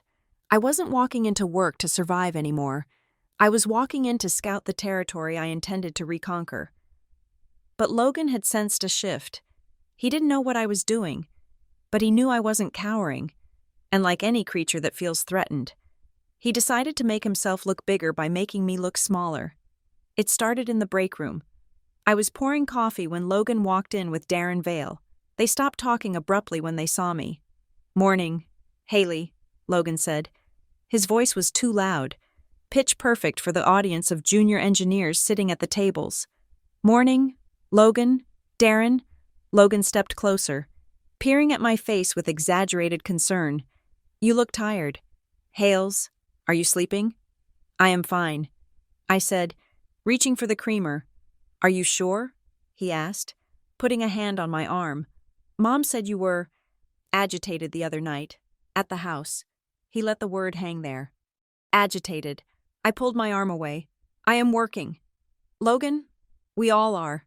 He turned to Darren, offering a sad, knowing smile. She has been taking Dad's death really hard.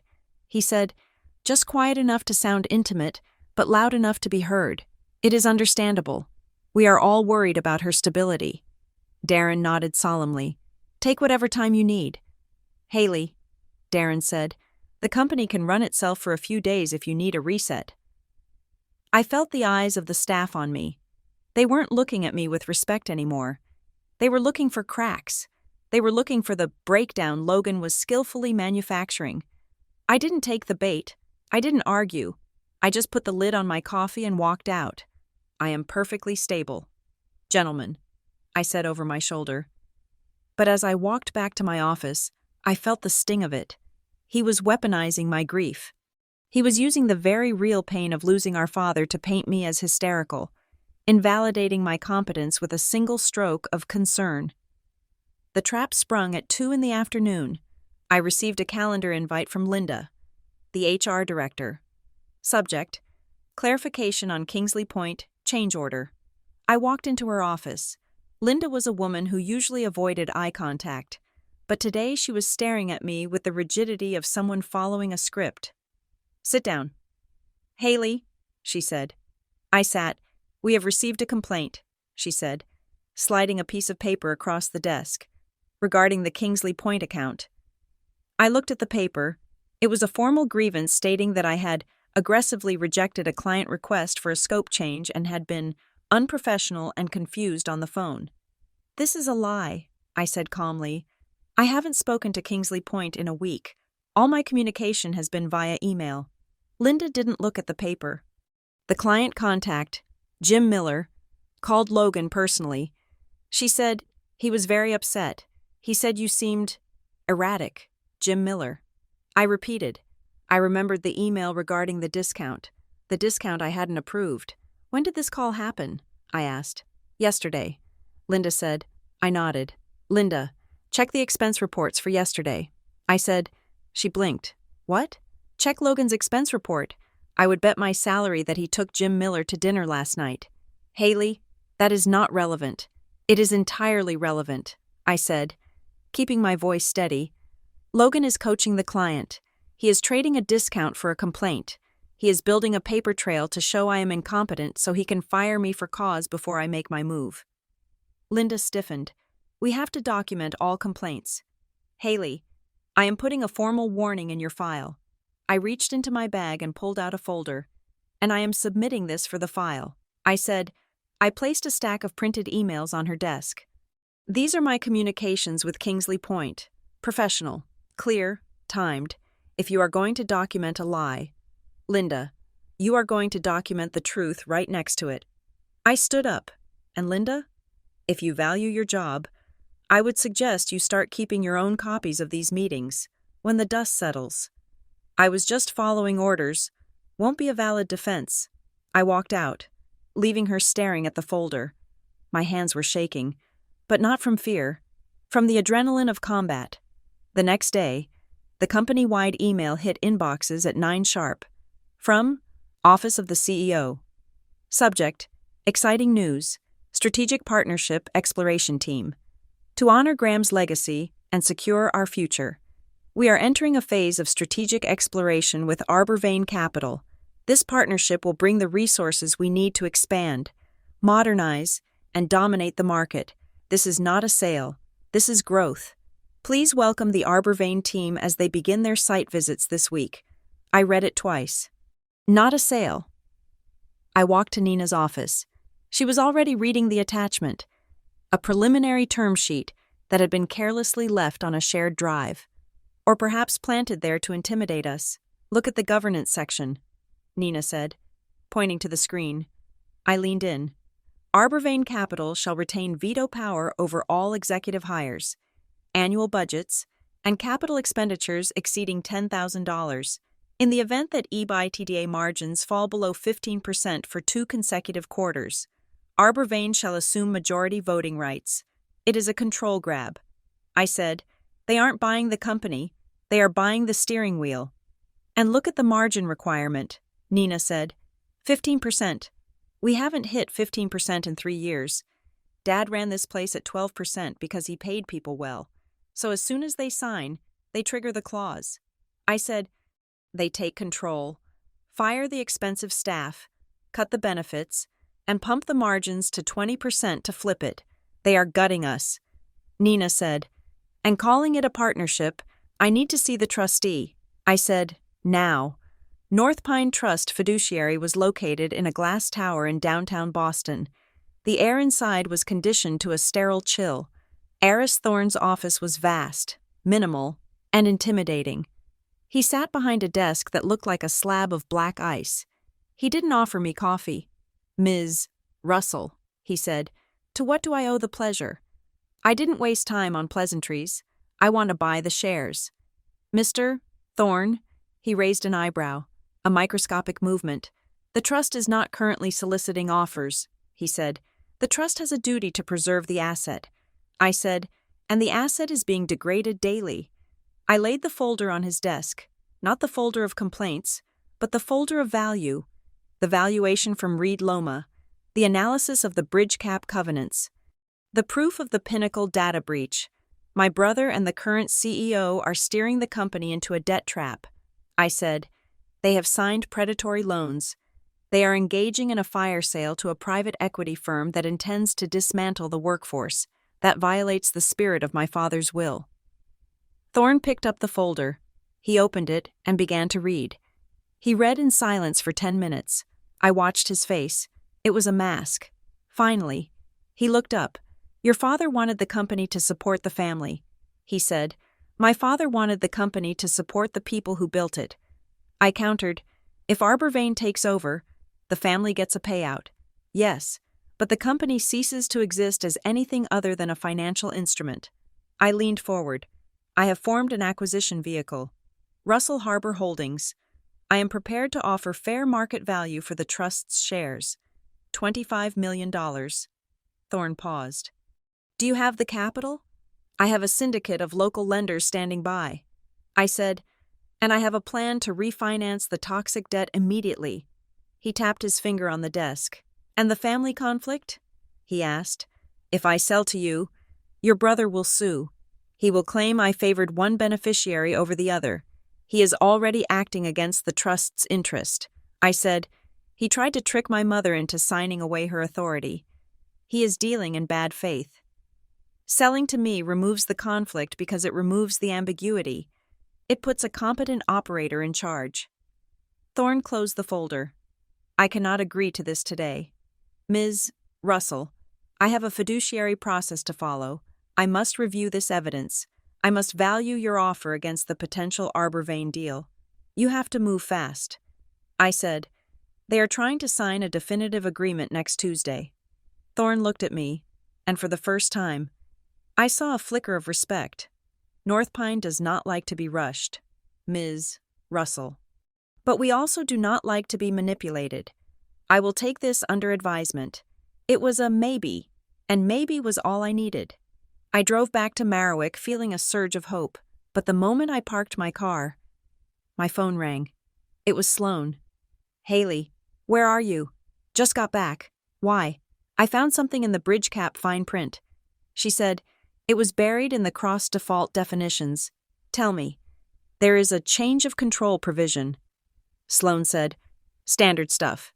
Usually, but this one is weaponized. It says that if any person or entity other than Logan Russell or the Graham Russell Trust acquires more than 30% of the voting stock, the loan is immediately accelerated, meaning the moment you buy the shares from the trust, the $5 million becomes due. Instantly, we knew that. I said, that is why we are refinancing. No, Haley, you don't understand. The clause includes a prepayment penalty if the change of control happens within 6 months of origination. The penalty is 20% of the principal. I did the math in my head. $1 million. So we need to pay back the $5 million plus another $1 million in penalties? I asked. Yes, and if you don't have that cash wired the second the ink dries on the purchase agreement, BridgeCap can file a lien on the assets. They can freeze the bank accounts. You would buy the company and then immediately be locked out of it. I gripped the steering wheel. So we need $6 million in cash. Ready to go. On top of the purchase price. Yes, Sloan said. Can Mason stretch the syndicate? I don't know. I said, I will ask him. I hung up. The wall just got higher. Logan and his backers had rigged the building to explode if anyone tried to enter through the front door. I couldn't do this alone. I needed the people, not the board, not the executives. The people who actually did the work. I set up a meeting for that evening, not at the office, at a dive bar called The Riveter, where the foreman and the senior engineers drank cheap beer after shift. I walked in at 7. Caleb Wynn was there. So was Brenda from payroll. And Marcus, the head of IT. They looked at me with suspicion. To them, I was still management. I was still a Russell. I sat down at their booth. I didn't buy a round. I didn't try to be their buddy. I am not here to ask for loyalty. I said, I am here to tell you the truth. I told them everything. The Arbor Vane deal, the debt, the plan to strip the assets. I watched their faces harden. My brother is telling you that growth is coming. I said, he is lying. Layoffs are coming. The pension fund is going to be raided to pay off the private equity debt. Marcus, the IT guy, spoke up. So what is your play? Haley, you want to be the boss? I want to be the owner. I said, but not like them. I pulled out a piece of paper. It was a draft of my employee protection plan. If I buy the company, I am instituting a freeze on layoffs for 18 months. I am creating a retention pool funded by cutting the consultant fees, and I am opening the books. You will see the financials every quarter. Caleb looked at the paper. Talk is cheap. Haley, your brother talks a lot. My brother promises you a rocket ship. I said, I am promising you a lifeboat. I can't guarantee we will be rich. I can't guarantee it will be easy, but I can guarantee that we will be honest, and I can guarantee that no one from Arbor Vane will ever set foot in your department." Caleb looked at me for a long time. He saw the fatigue in my eyes, the lack of polish. He saw that I was terrified but standing my ground. He picked up his beer. "I never liked rockets anyway," he said. He clinked his glass against the table. "We are with you, Haley, but don't screw us." "I won't," I said. It was the most important contract I had ever signed, and there wasn't a lawyer in sight. I went to my mother's house to sleep. I couldn't face my empty apartment. Mom was in the kitchen, making tea. She looked frail, her hands shaking as she held the kettle. "Haley," she said, "I am glad you are here." She sat down at the table. Logan came by again. She said. I stiffened. "What did he want?" "He didn't want anything," she said softly. "He was crying." "Crying?" "He sat right there where you're sitting. He put his head in his hands and he sobbed. He kept saying, 'I didn't mean for it to get this big.'" I sat down slowly. "Did he say what he meant?" "He said he just wanted to prove he could do it. He wanted to be the big man, like your father. But he said he can't stop it now." "Did he say why?" I asked. He said, "They have me. Mom, I signed things. If I stop, they will ruin me." "Who is they? Mom?" He wouldn't say. He just said he only did it because someone made him feel like he had to, like he was drowning and they threw him a rope. But the rope was a snake. I felt a sudden wave of pity for my brother. He wasn't the mastermind. He was the mark. Darren Vale and the Arbor Vane Sharks had seen his insecurity, his desperate need for validation, and they had reeled him in. They had fed his ego until he swallowed the hook, and now they were dragging him, and the company, into the boat.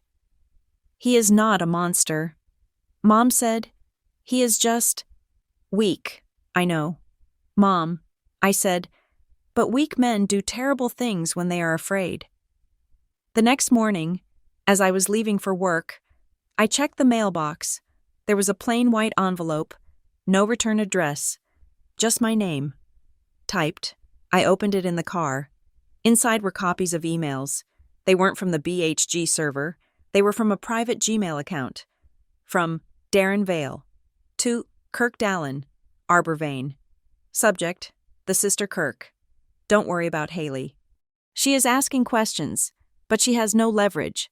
We are isolating her. The HR complaints will give us cause to sideline her before the closing. Logan is performing well. He believes he is in charge. Once the deal is signed, we will keep him as the figurehead for 6 months, then transition him to a board advisor role and bring in your team. Haley will fold when we isolate her. She doesn't have the stomach for a fight." I stared at the last line. She doesn't have the stomach for a fight. They thought I was soft. They thought I was just the detail-oriented little sister who would cry and go home when things got tough. They didn't know I had a clean team. They didn't know I had the staff behind me. They didn't know I had the valuation. And they didn't know that reading those words didn't make me fold. It made me turn into steel. I put the car in gear. I wasn't just going to buy the company. I was going to take their figurehead and show him exactly who was holding the strings. I drove toward the harbor. The fog was lifting. The bridge was clear. We were building a fortress out of paper. In the conference room of Sloan's law firm, the air was thick with the smell of stale coffee and printer toner. Mason Reed sat at the head of the table, his tie loosened, looking less like a small-town banker and more like a general mapping out a desperate offensive. "The syndicate is firm," Mason said, tapping a stack of commitment letters. 3 banks, Seastone, Harbor First, and Merriweather Trust. They are putting up $18 million. "And the rest?" I asked. "Personal equity?" Mason said. "You are putting up the cabin in Maine. You are liquidating your retirement accounts. And I have secured a mezzanine loan from a private investor in Portsmouth who knew your father. It is expensive money, 12% interest. But it fills the gap." I looked at the total. $25 million. It was a staggering amount of money. It was also, according to Elias Reed's valuation, exactly the fair market price for a company that was currently being steered toward an iceberg. It is a fair offer. Elias said. It is high enough that the trustee can't dismiss it as a low-ball attempt to steal the asset, but it is low enough that the debt service won't suffocate you, assuming we execute the turnaround plan perfectly. And if we don't? I asked. Elias didn't blink. Then you lose the cabin, you lose your savings, and the banks foreclose on the company. I nodded. The stakes were absolute. Submit it. I said, send the offer to North Pine. The response from the other side came 24 hours later. It wasn't a counteroffer. It was a declaration of war. I was at my desk at BHG, reviewing the weekly safety logs, when a stranger walked into my office. He wasn't an employee. He was wearing a cheap windbreaker and holding a manila envelope. Haley Russell? He asked. Yes, you have been served. He dropped the envelope on my desk and walked out. I opened it. My hands weren't shaking, which surprised me. I felt a cold, clinical detachment. Superior Court of Massachusetts. Plaintiff. Blackstone Harbor Group. Represented by Managing Partner Logan Russell. Defendant. Haley Russell. Complaint. Breach of fiduciary duty. Tortious interference with business relations. Misappropriation of trade secrets. I read the summary. They were accusing me of sabotaging the company's financing relationships. They claimed my inquiries to the bank regarding the covenants were a malicious attempt to trigger a default. They claimed I was sharing confidential financial data with unauthorized third parties, my clean team, to devalue the company. It was a masterpiece of projection. They were doing exactly what they accused me of, but they had filed first. I called Sloan. I have the complaint, she said before I could speak. They faxed a courtesy copy to my office. It is garbage. Haley. It doesn't feel like garbage, I said, looking at the words malicious intent. It feels like they are trying to destroy my reputation so no bank will touch me. That is exactly what they are doing, Sloan said. This isn't about winning in court. This is about scaring your lenders. They want Mason's syndicate to see a lawsuit and run for the hills. Lenders hate litigation. So what do? Do we settle? Hell no, Sloan said. We escalate. Escalate? They just opened the door to discovery. Haley, by suing you, they have made the company's financing a matter of public record. We are going to file a motion to dismiss, but attached to it, we are going to file a request for production of documents. Which documents? Everything, she said. The bridge cap agreement, the correspondence between Darren Vale and Arbor Vane, the emails regarding the Pinnacle audit. We are going to turn the lights on. If they want to argue you are interfering, we are going to force them to prove that their business relations were legitimate in the first place. Do it, I said. The lawsuit hit the office rumor mill like a bomb. People stopped talking when I walked into rooms. Eyes averted. The whisper network was active. Haley is being sued. Haley stole data. Haley is trying to ruin Logan. It hurt. I won't pretend it didn't. I had grown up in these hallways. I knew the names of the receptionist's children. To be looked at as a traitor by people I was trying to save was a specific kind of agony. I went to the bathroom to splash cold water on my face. I looked in the mirror. I looked pale. My eyes rimmed with dark circles. You are not the villain. I told my reflection, you are the firewall. When I came out, Nina was waiting for me. She didn't look at me with suspicion. She looked at me with urgency. Come with me, she whispered. We went to the server room. The hum of the fans was a comforting white noise. I found something, she said. I was digging through the access logs for the Pinnacle auditors. I wanted to see exactly what they took, and I found a file transfer that didn't make sense, she said. It wasn't just historical data, it was a live feed. A live feed of what? Of the CRM, she said, the Client Relationship Management System, and the payroll database. She pulled up a screenshot. Look at the permissions, she said. Grant access. Read/write. User. Arborvane_external. I stared at the screen. Read/write? I asked. They can edit our client files? Yes, Nina said. But look at the date. This access was granted 2 weeks ago. 2 weeks ago? I said. We haven't signed a deal with Arborvane yet. We are just in strategic exploration. You don't give a potential buyer live access to your client list before the deal is signed. That is corporate suicide. They could steal every client we have and walk away. Exactly, Nina said. Unless they have already decided the deal is done. I finished. Or unless someone inside gave them the keys early. Who authorized it? I asked. Nina clicked a button. A window popped up showing the admin logs. Authorized by M. Holt, Marianne. It wasn't just negligence. It was a side letter. A secret agreement to let the fox into the henhouse before the farmer even knew the fence was down. Print it, I said. I found Marianne in her office. She was packing a box. Personal items, a framed photo of her dog, a ceramic vase. She looked up when I entered. She looked terrified.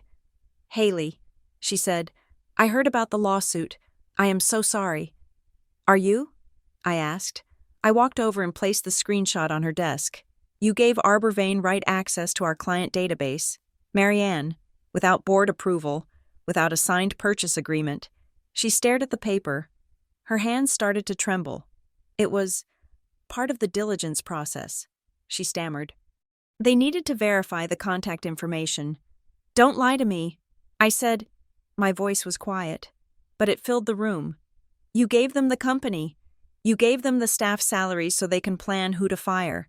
You gave them the client contacts so they can redirect the contracts to their other portfolio companies. Marianne sank into her chair.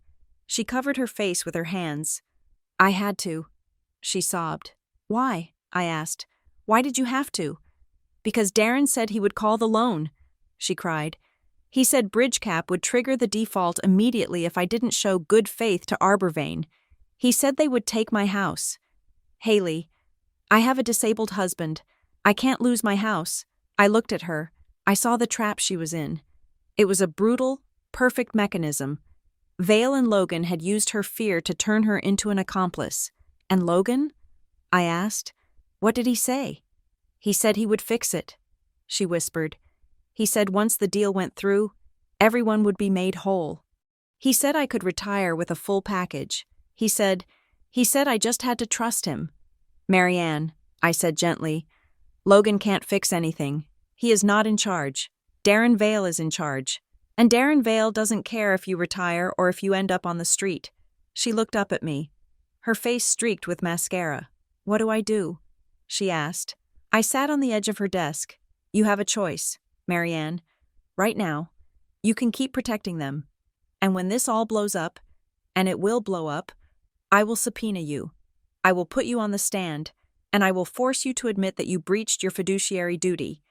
You will lose your license. You might face criminal charges. She flinched. I continued, you can help me. Help you how? Give me the communications. Give me the emails where Vale threatened you. Give me the instruction from Logan to open the database. Give me the proof that this was coercion, not strategy. And if you do, I will accept your resignation effective immediately. You walk away. You keep your pension. And when I buy the company, I will release you from any liability regarding the personal guarantee. I will absorb that risk. She looked at me. She saw that I wasn't offering her a victory. I was offering her survival. She opened her drawer. She pulled out a flash drive. I saved everything, she whispered, just in case. She slid the drive across the desk. Take it, she said, and please, save this place. I drove to Boston that afternoon. I didn't make an appointment. I walked into the lobby of North Pine Trust and demanded to see Eris Thorne. The receptionist tried to stall me, but I told her I had evidence of active corporate espionage authorized by the current CEO. That got me a meeting. Thorne was less icy than before. He looked intrigued. Ms. Russell, he said, you are persistent. I placed the flash drive on his desk. Also the screenshot of the database access. Also Marianne's resignation letter, which I had typed for her and she had signed with a shaking hand. Your CEO just resigned. I said, she admitted to granting unauthorized access to a third-party buyer, exposing the company's most valuable assets. She did this under duress from Darren Vale and my brother. Thorne picked up the resignation letter. He read it carefully. "This is a significant development." He said, "It is a breach of trust." I said, "It proves that the current leadership is acting against the interests of the beneficiaries. They are not preserving the asset. They are stripping it." Thorne looked at me. "And your offer?" I slid the binder across the desk. $25 million, fully financed, contingent on the removal of the current board and the immediate refinancing of the bridge cap debt. Thorne opened the binder. He looked at the term sheet. He looked at the employee retention plan I had included, the freeze on layoffs, the transparent pay bands. "You are offering the same price as Arbor Vane." He said, "No." I said, "I am offering more. Arbor Vane is offering $25 million minus the transaction fees, minus the debt breakage, minus the restructuring costs. My offer is clean, and my offer keeps the company alive. Arbor Vane's offer turns it into a shell." Thorne closed the binder. He interlaced his fingers. "The trust has a duty to maximize value," he said. "But value is not just the number on the check.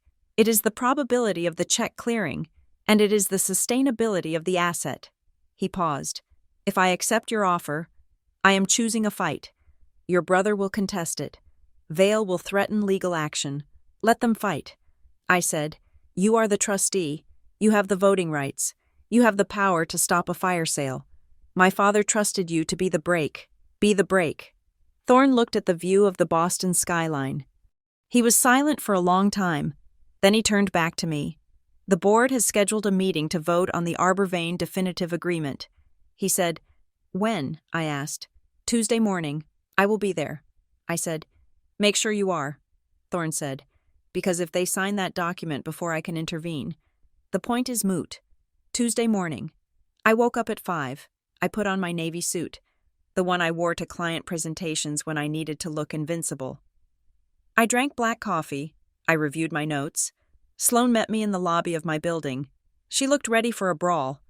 "We have the affidavit from Marianne?" I asked. "Signed and notarized." Sloan said, "We also have the logs from Nina and the financing commitment from Mason. We are loaded for bear." We drove to the office.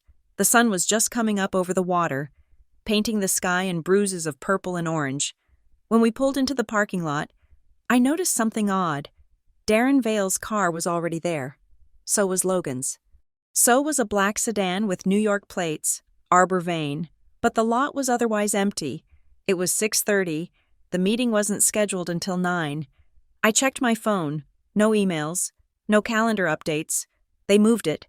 I said, realizing it with a sick lurch of my stomach, "They moved the meeting up." "Why didn't you get a notification?" Sloan asked. "Because they blocked me," I said, "or they sent a physical notice to an address I don't check." We ran toward the building. My badge still worked on the outer door. Thank God Nina had kept my access active. We sprinted through the empty lobby, past the silent reception desk, and up the stairs to the second-floor conference room. I could hear voices inside. I didn't knock. I pushed the double doors open with both hands. The room froze. Logan was at the head of the table. Darren Vale was to his right. Kirk Dallin, the Arbor Vane partner, a man with slicked-back hair and a suit that cost more than my car, was sitting across from them, a gold pen in his hand. There were documents spread out on the table, thick, bound documents. "What the hell are you doing here?" Logan shouted, standing up. "This is a closed session." I walked into the room. Sloan right behind me. "I am a shareholder." Logan, "And I am a director. You cannot hold a board meeting without notifying all directors." "We notified you," Vale snapped. "We sent a courier to your apartment last night. I didn't receive it." I said, "And moving a meeting by 3 hours at the last minute is a clear violation of the bylaws." I looked at the table. Kirk Dallin was holding the pen over the signature line. "Put the pen down," I said. Dallin smiled. It was a cold, reptilian smile. "Ms. Russell," he said smoothly, "we are concluding a transaction. Your interruption is noted, but irrelevant. We have a quorum." "You don't have a quorum," Sloan announced, stepping forward, "because one of your directors just resigned." She tossed Marianne's resignation letter onto the table. It slid across the mahogany and stopped in front of Logan. He looked at it. His face went white. "Marianne isn't here," Sloane said. So you have 3 directors present, you, Logan, you, Darren, and Haley. That is 3 out of 5. You need 4 for a quorum on a sale of assets. Vale's face turned a shade of purple I had never seen before. We have her proxy, he yelled. She signed a proxy. Show me. I said. Vale fumbled through his papers. It is here somewhere. He didn't have it. Marianne hadn't signed a proxy. She had just quit. The door behind me opened. Everyone turned. Eris Thorne stood in the doorway. He was wearing a trench coat and holding a briefcase. He looked like the grim reaper of corporate law. Good morning, he said, his voice dry and authoritative. Mr. Thorne, Logan stammered. We are just wrapping up. On the contrary, Thorne said, walking into the room. You are just beginning. He placed his briefcase on the table and snapped the latches open. North Pine Trust, as the holder of 60% of the voting shares of Blackstone Harbor Group, hereby asserts its rights under the trust indenture. He pulled out a document stamped with the North Pine seal. We are freezing all strategic transactions effective immediately.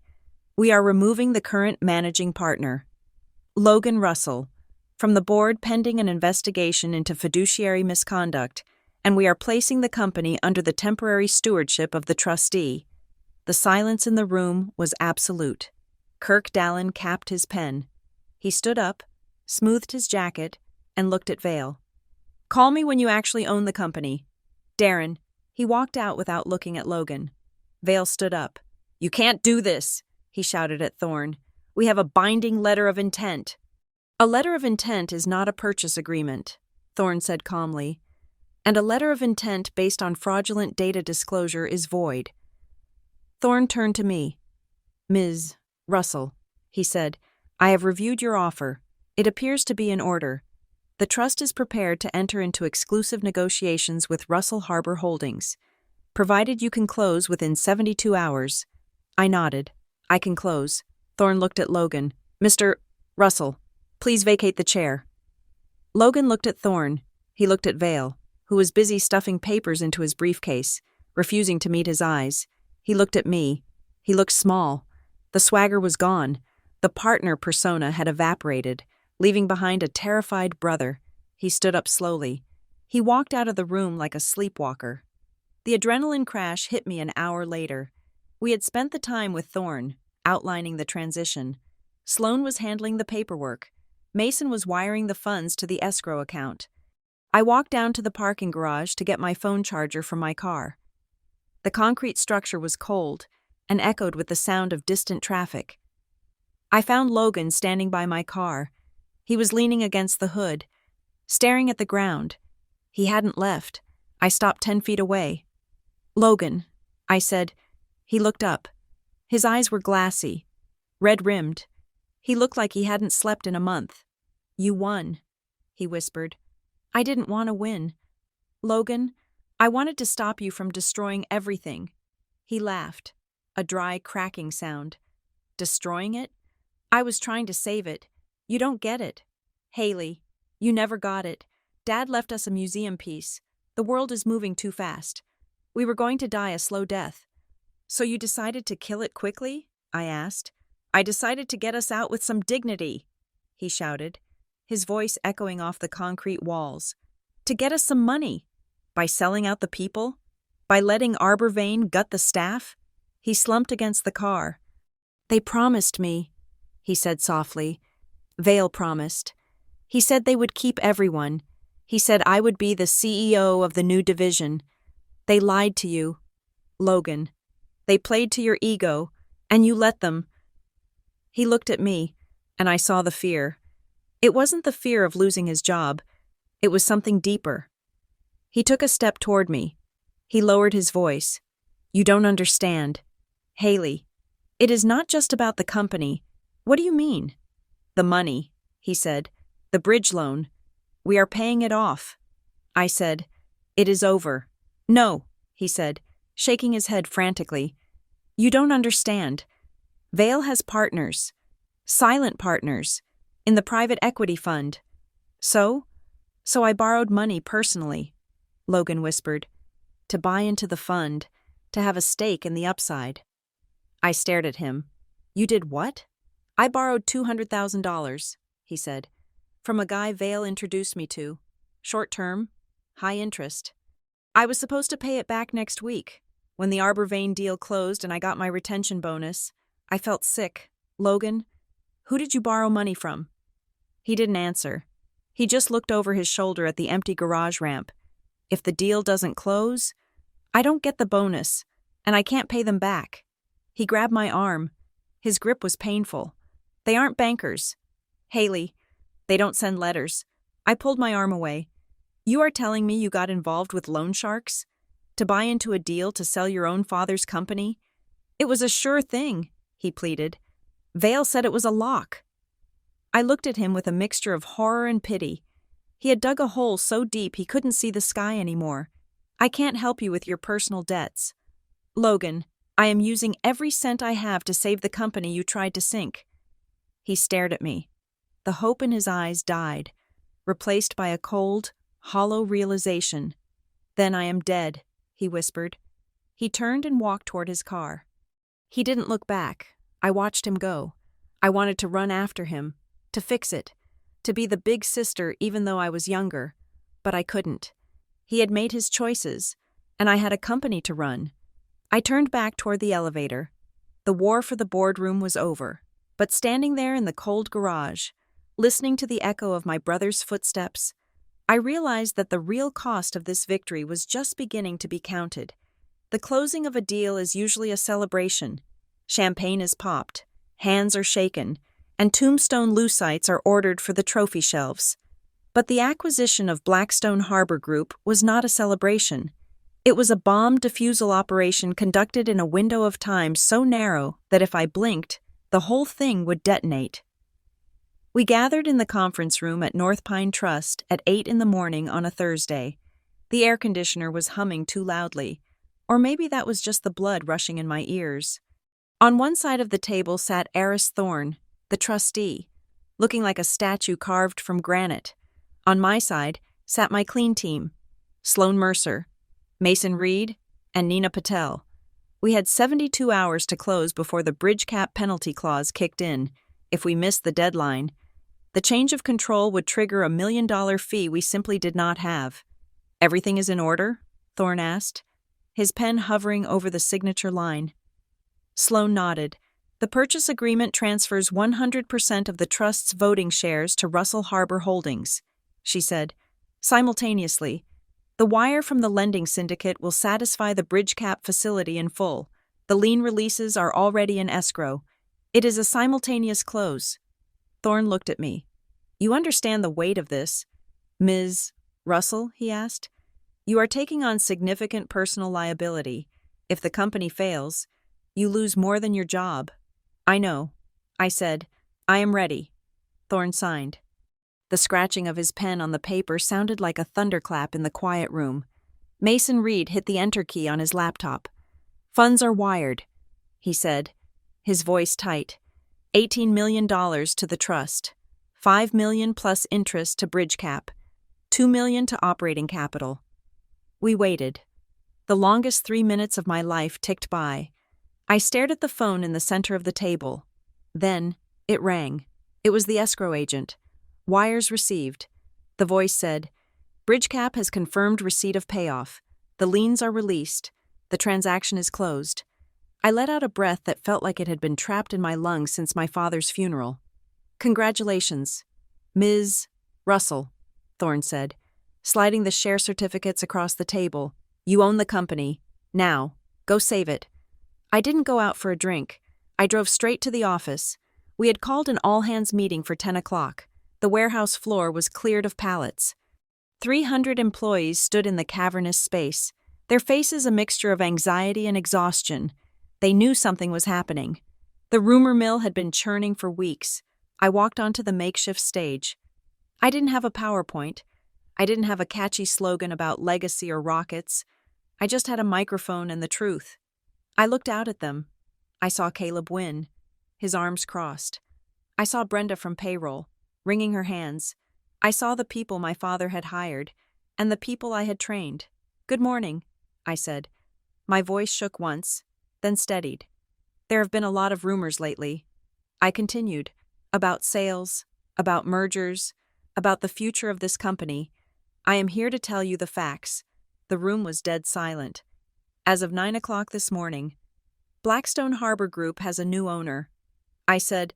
A ripple of tension went through the crowd. I saw heads drop. They assumed the worst. They assumed Arborvane. That owner is Russell Harbor Holdings, I said loudly, which is a company formed by me with the specific intent of keeping this firm independent. Heads snapped up. Caleb uncrossed his arms. We are not selling to private equity.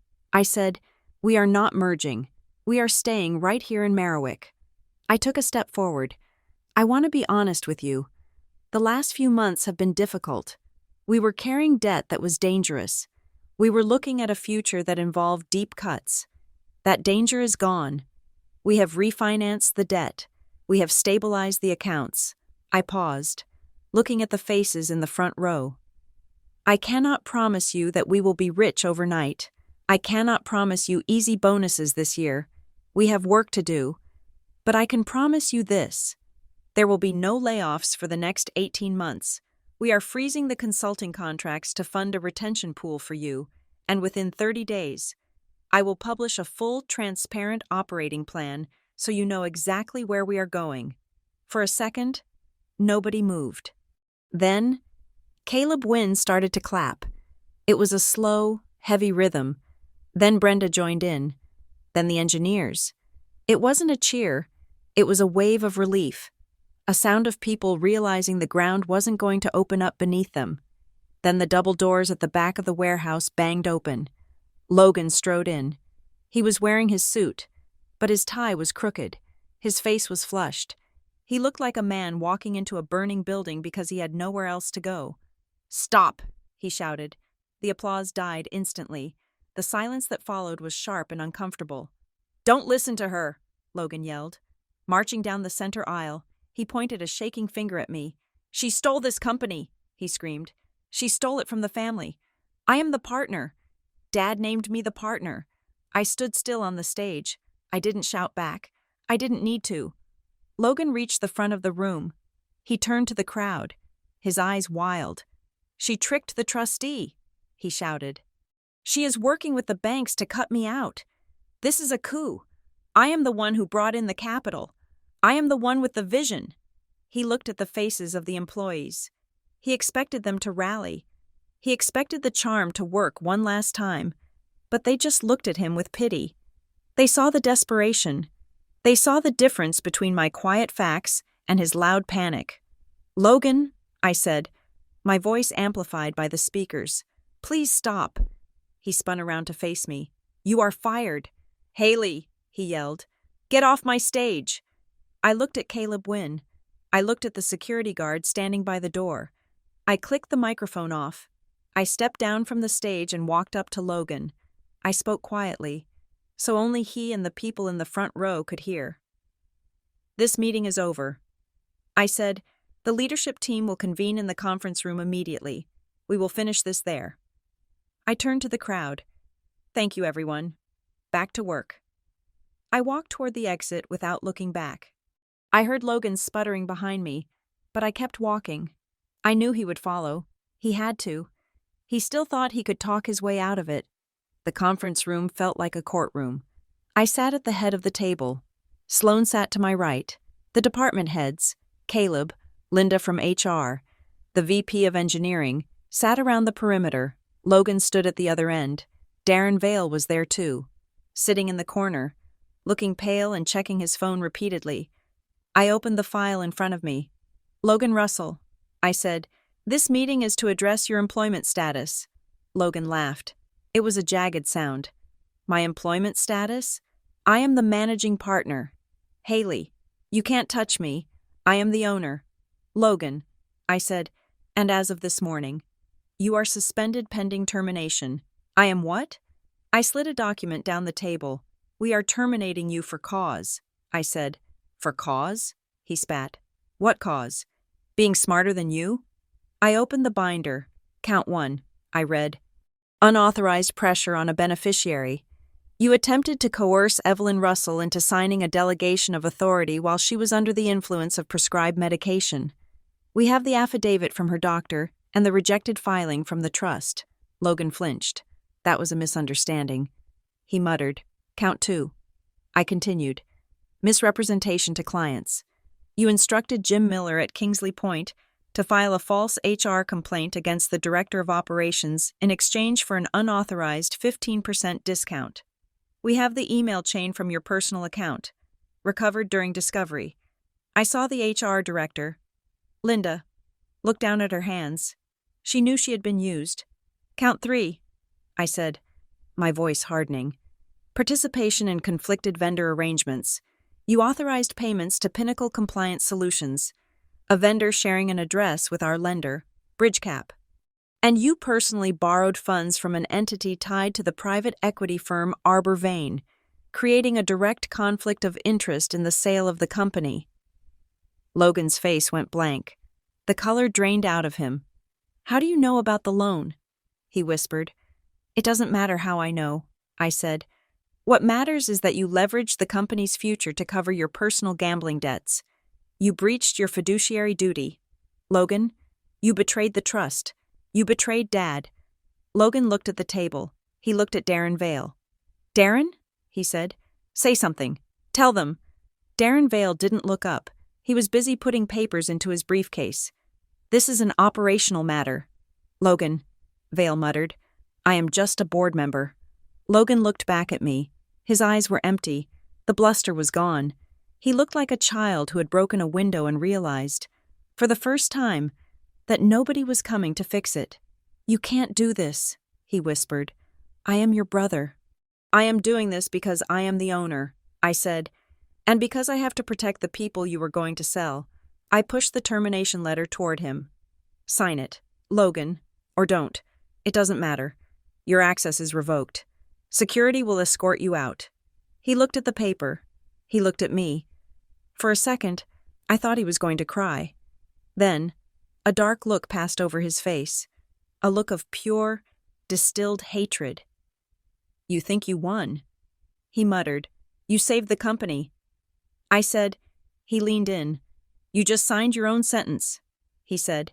He turned and walked out. He didn't take the letter. I watched the door close.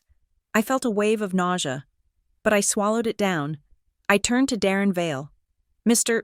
Vale? I said. Vale stood up, smoothing his expensive suit. Well, Haley, he said, forcing a smile. That was dramatic, but I suppose we must look forward. As a board member, I acted purely for shareholder value. The Arbor Vane offer was legitimate. I was simply fulfilling my duty to explore all options. I signaled to the door. Eris Thorne walked in. Mr. Vale, Thorne said. Vale froze. North Pine Trust has filed a formal motion with the State Ethics Board.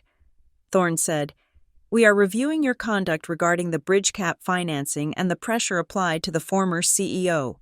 Until that review is complete, you are suspended from the board. Suspended? Vale sputtered. You can't suspend me. I own shares. You own minority shares. Thorne said, and you are under investigation for conspiracy to defraud the majority shareholder. I suggest you call your lawyer.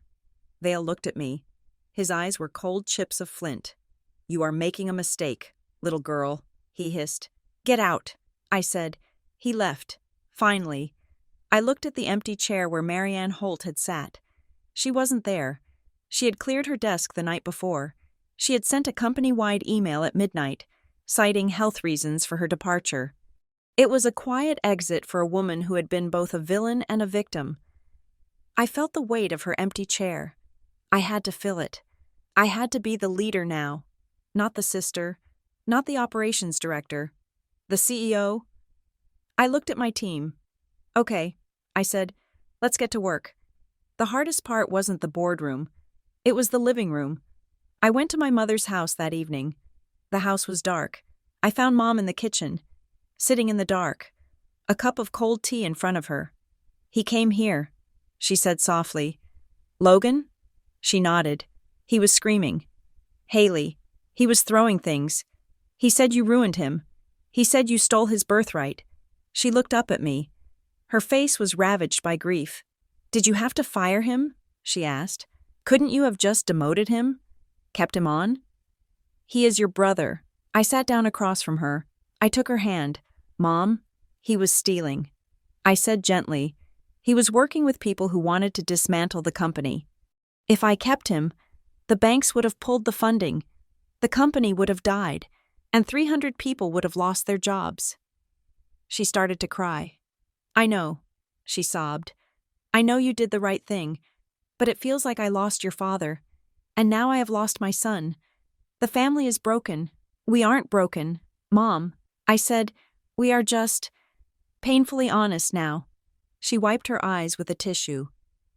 "There is something else," she said. "What?" "After the funeral. Graham had left a letter. For you." I froze. "For me? Where is it?" "I don't know." She said, "It was on his desk, in a blue envelope. It said, 'For Haley' on the front. I saw it the morning he died, but after the funeral. When I went to look for it, it was gone." I felt a chill run down my spine. "Did Logan take it?" I asked. "I don't know," she whispered. "But he was in the office that day. He was looking for the will." I stood up and paced the kitchen. A second letter. What did it say? Did it explain why he put the shares in the trust? Did it warn me about Vale? Or did it say something else? Something Logan needed to hide? It doesn't matter now. "Mom," I said, trying to comfort her. "We saved the company. That is what Dad wanted." But as I drove home that night, the mystery of the blue envelope gnawed at me. My father had a voice, and someone had silenced it. I didn't get to sleep that night. At 2 a.m, my phone buzzed. It was Nina. "Haley, wake up," she said. "I am awake." "What is it?" "I am doing the post-acquisition security sweep," she said, "locking down the accounts, revoking the permissions, and I found an outgoing transmission log from yesterday afternoon, during the staff meeting." "What was sent?" "The full employee roster." Nina said, "Social security numbers, home addresses, salary data, and the complete client list with contract expiration dates." "Who sent it?" I asked. "I revoked Logan's access. I revoked Marianne's." "It wasn't them." Nina said, "The transmission came from a terminal in the engineering bay. It was sent using a guest login." "Where did it go?" "To an external server." Nina said, "I traced the IP. It resolves to a data center used by Arbor Vane Capital." I sat up in bed. The sheets tangled around my legs. "So they have the data." I said, "They have the target list." "Yes," Nina said. "They know exactly who to poach. They know exactly which clients are coming up for renewal. They can bleed us dry from the outside." "But who sent it?" I asked. "If it wasn't Logan or Marianne." Nina paused. "That is the scary part. Haley, it means there is someone else, someone we haven't identified, someone who is still in the building." I hung up the phone. I stared at the dark ceiling of my bedroom. We had won the battle. We had fired the general, but the army was still inside the walls. My phone buzzed again. I picked it up. A voicemail. Unknown number. I pressed play. The voice was distorted, digital, but the cadence was familiar. It was the same voice that had told me about the HOLT_7 file. "You did what you had to," the voice said. "You saved the shell, but you fired the pawn. The player is still inside. Watch your back. Haley, the game isn't over. It is just moving to the next level." Click. I shivered. The player, was it Darren Vale? No. He was too loud, too obvious. Was it someone on the board? Someone in the clean team? I looked at the phone. I realized that my paranoia wasn't a symptom of grief anymore. It was a survival instinct. 2 weeks later, I attended the Marrowick Community Charity Gala. It was the first time I had appeared in public as the CEO of Russell Harbor Holdings. I wore a black dress, simple and severe.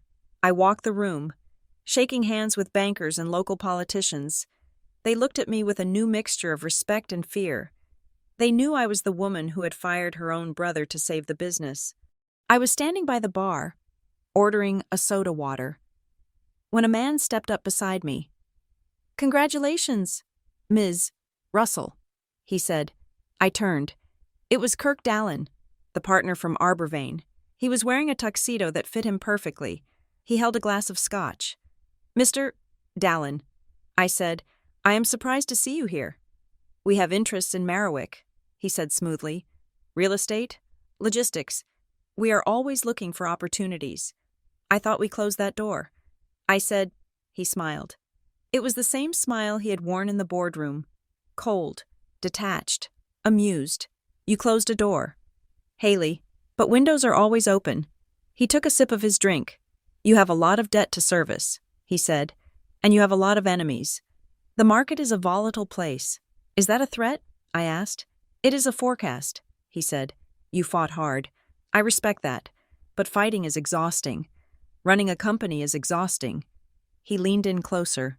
When the next quarter gets tight, and it will get tight, give me a call. We will be here. We are patient capital. He raised his glass in a mock toast. To family, he said. He walked away, disappearing into the crowd of tuxedos and gowns. I stood there, clutching my soda water. The music played, the people laughed, and the champagne flowed. But I felt the cold draft of the open window he had mentioned. I had bought the company. I had fired my brother. I had saved the jobs. But looking at Kirk Dallin's back and thinking about the missing letter and the mole in my engineering department, I realized something. I hadn't won the war. I had just survived the opening skirmish. I took a deep breath, set my glass down, and walked back into the fray. Thank you for listening to My Brother Bragged. I'm the new partner. I bought the company and said, actually, you're fired. This story of corporate betrayal and family secrets isn't just about business. It's about the lengths we go to protect what we build. I would love to hear your thoughts on Haley's decision. Did she go too far? Or was it the only choice? Please leave a comment below letting me know where you are listening from. And share your theories on who the mole inside the company might be. If you enjoyed this journey, make sure to subscribe to Revenge Stories for more tales of justice served cold. Until next time, keep your friends close and your contracts closer.